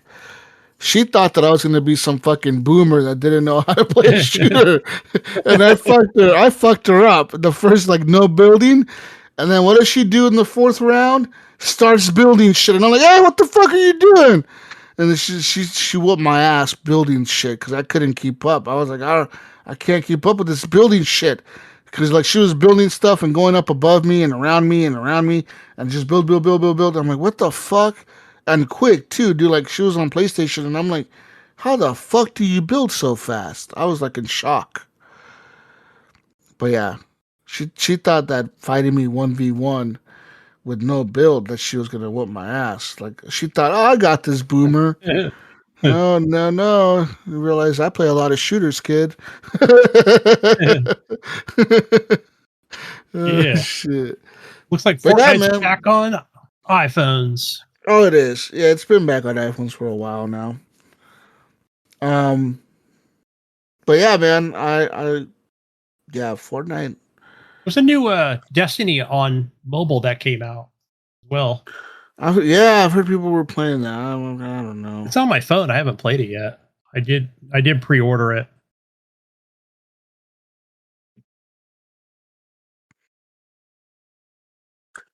Destiny Rising. Is that what it's called? Yeah. Yeah. Yeah, I'll probably fire that up this week.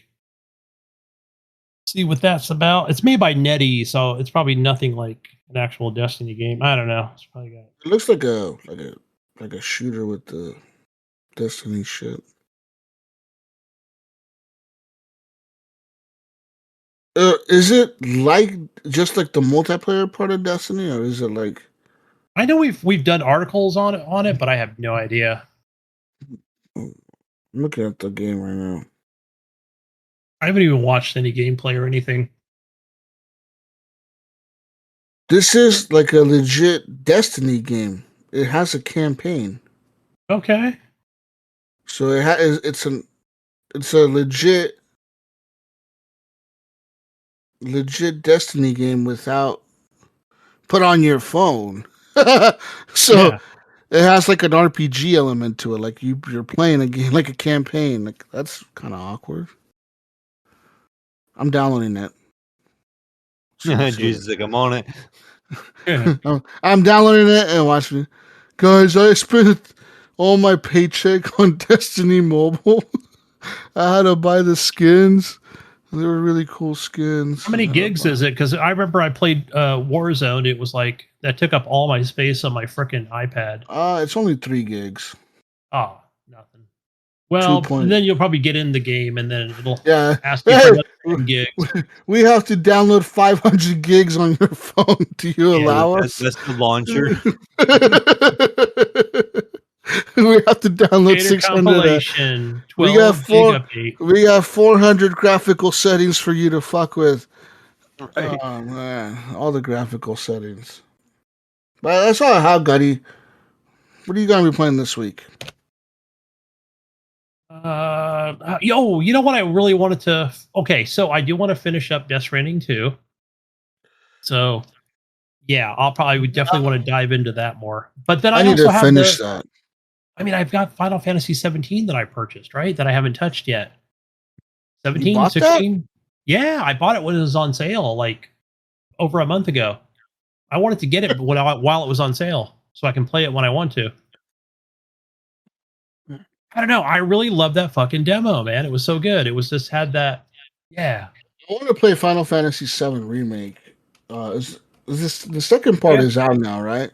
Yeah, the second Yes. one's out. Oh yeah. I started All playing the complete. first one and I enjoyed it. Like I just haven't gotten back into it because I got sucked up in Path of Exile. But it's on PS Plus if you want to pay for Plus for a month and just try it. The Plus. Is it premium or just Plus? I guess just Plus. Okay, I have it, so I'll check it out. Yeah, so yeah, you got access to it already. Yeah, I don't even know why I pay for PS Plus, dude. I To don't play play Final more. Fantasy, I guess. You know, I speaking don't of play that, multiplayer games on my PS5. I guess you know, I don't know. guys, I never had Plus when I downloaded. I played the Battlefield beta. Like I played it on PC, and then I went and I first played it on the PlayStation 5. It didn't require a Plus for me to play multiplayer, or maybe because it was a beta. I think it's because it was a beta, free to play beta. That's what it Yeah. was. So I think because like they have that policy where any free to play game doesn't require. Like my kid doesn't have. She doesn't have Plus on her account, her PS5 account.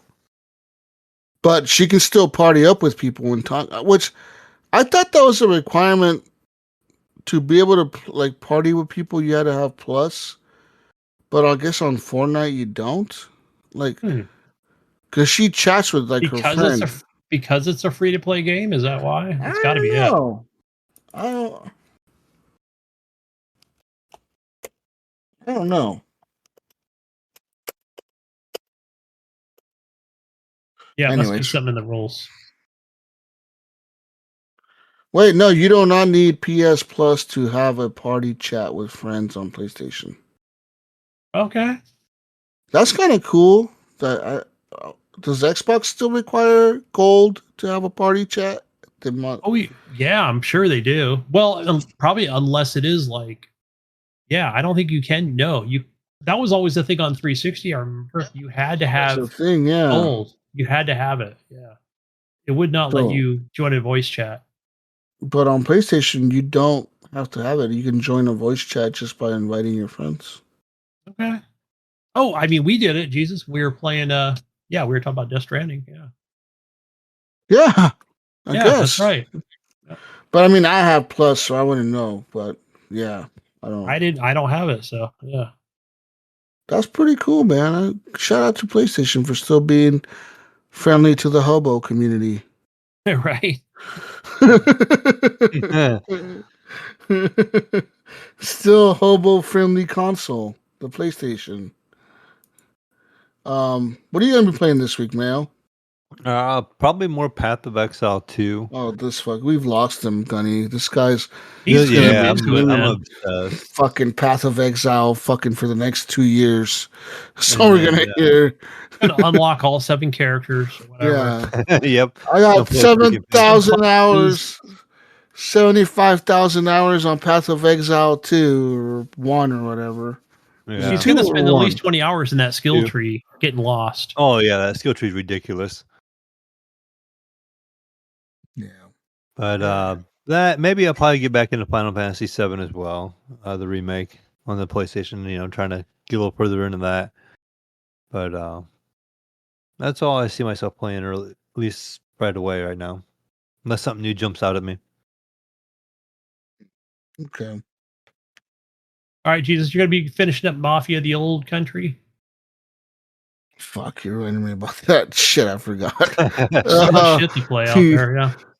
Yeah, and then Borderlands is coming out soon, right? Yeah, Oh, I think here in a Well, couple like days, 2 right? weeks maybe. Like the 12th or something, the 10th, the 12th. So I'm pretty sure Next- my son's gonna get that, and since we family share, Yeah. hopefully that works. There's My Borderlands. What else is coming out? Games releasing September. When is that fucking that Xbox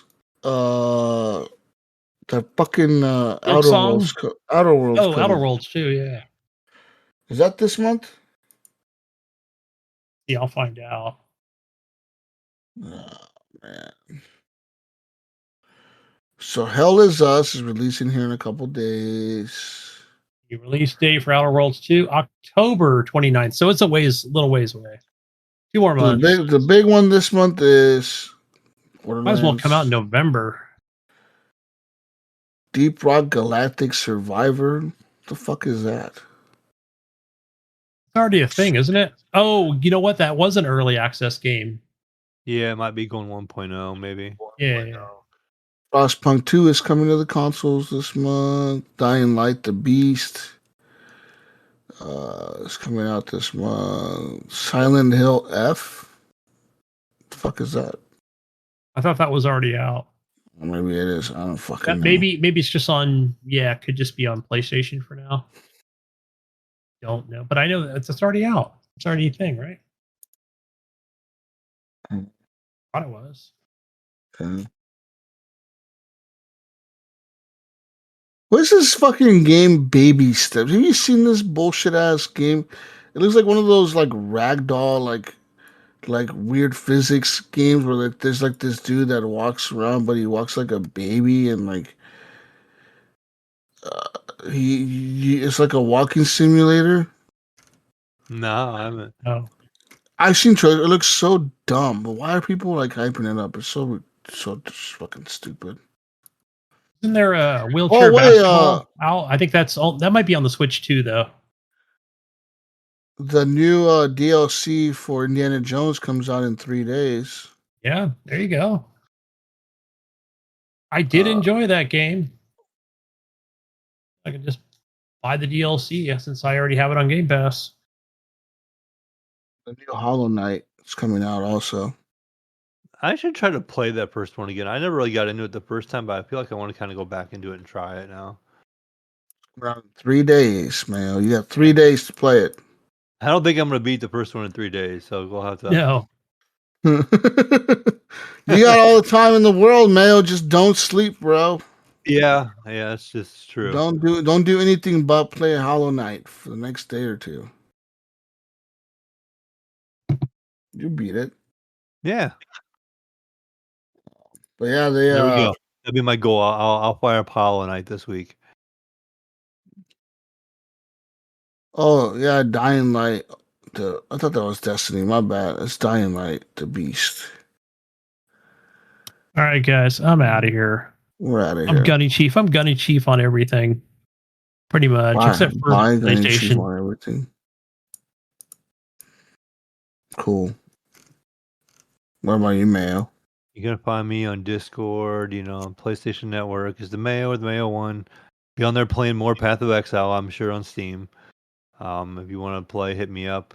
Add me on there. Or find me on Discord, and we can play together. I did play with Nipron the other day and a couple other people, so some people are playing it. Alrighty. Yeah, come check it out.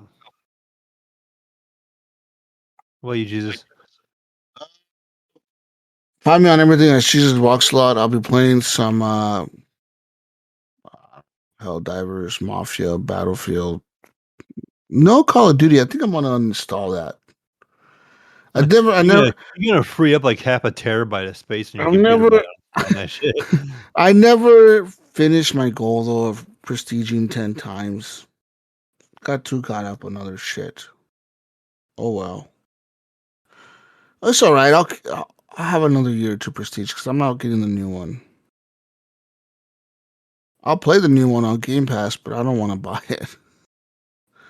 I probably won't even install it, honestly. I'm playing Battlefield 6. I'm going to be playing Battlefield 6. I don't give a fuck about Call of Duty this year. But yeah, that's what I'm going to be playing this week. Yeah. Maybe I'll check out Indiana Jones. I need to finish that game too. I never finished it. All these fucking games to finish. I never finish. Right. Anyways, peace out, Brussels sprouts. We'll catch you on the next edition of the Horrible Gamers podcast. The September whatever edition. September 8th edition. Yeah, we got, what is it? 39 days till Battlefield. 38 days now. However many days. Also, get on some Helldivers with me because tomorrow that new patch is coming out. It's going to add a lot of shit to the game. And I need people to help me in the caves. All right. Bye, everyone. Bye. See ya.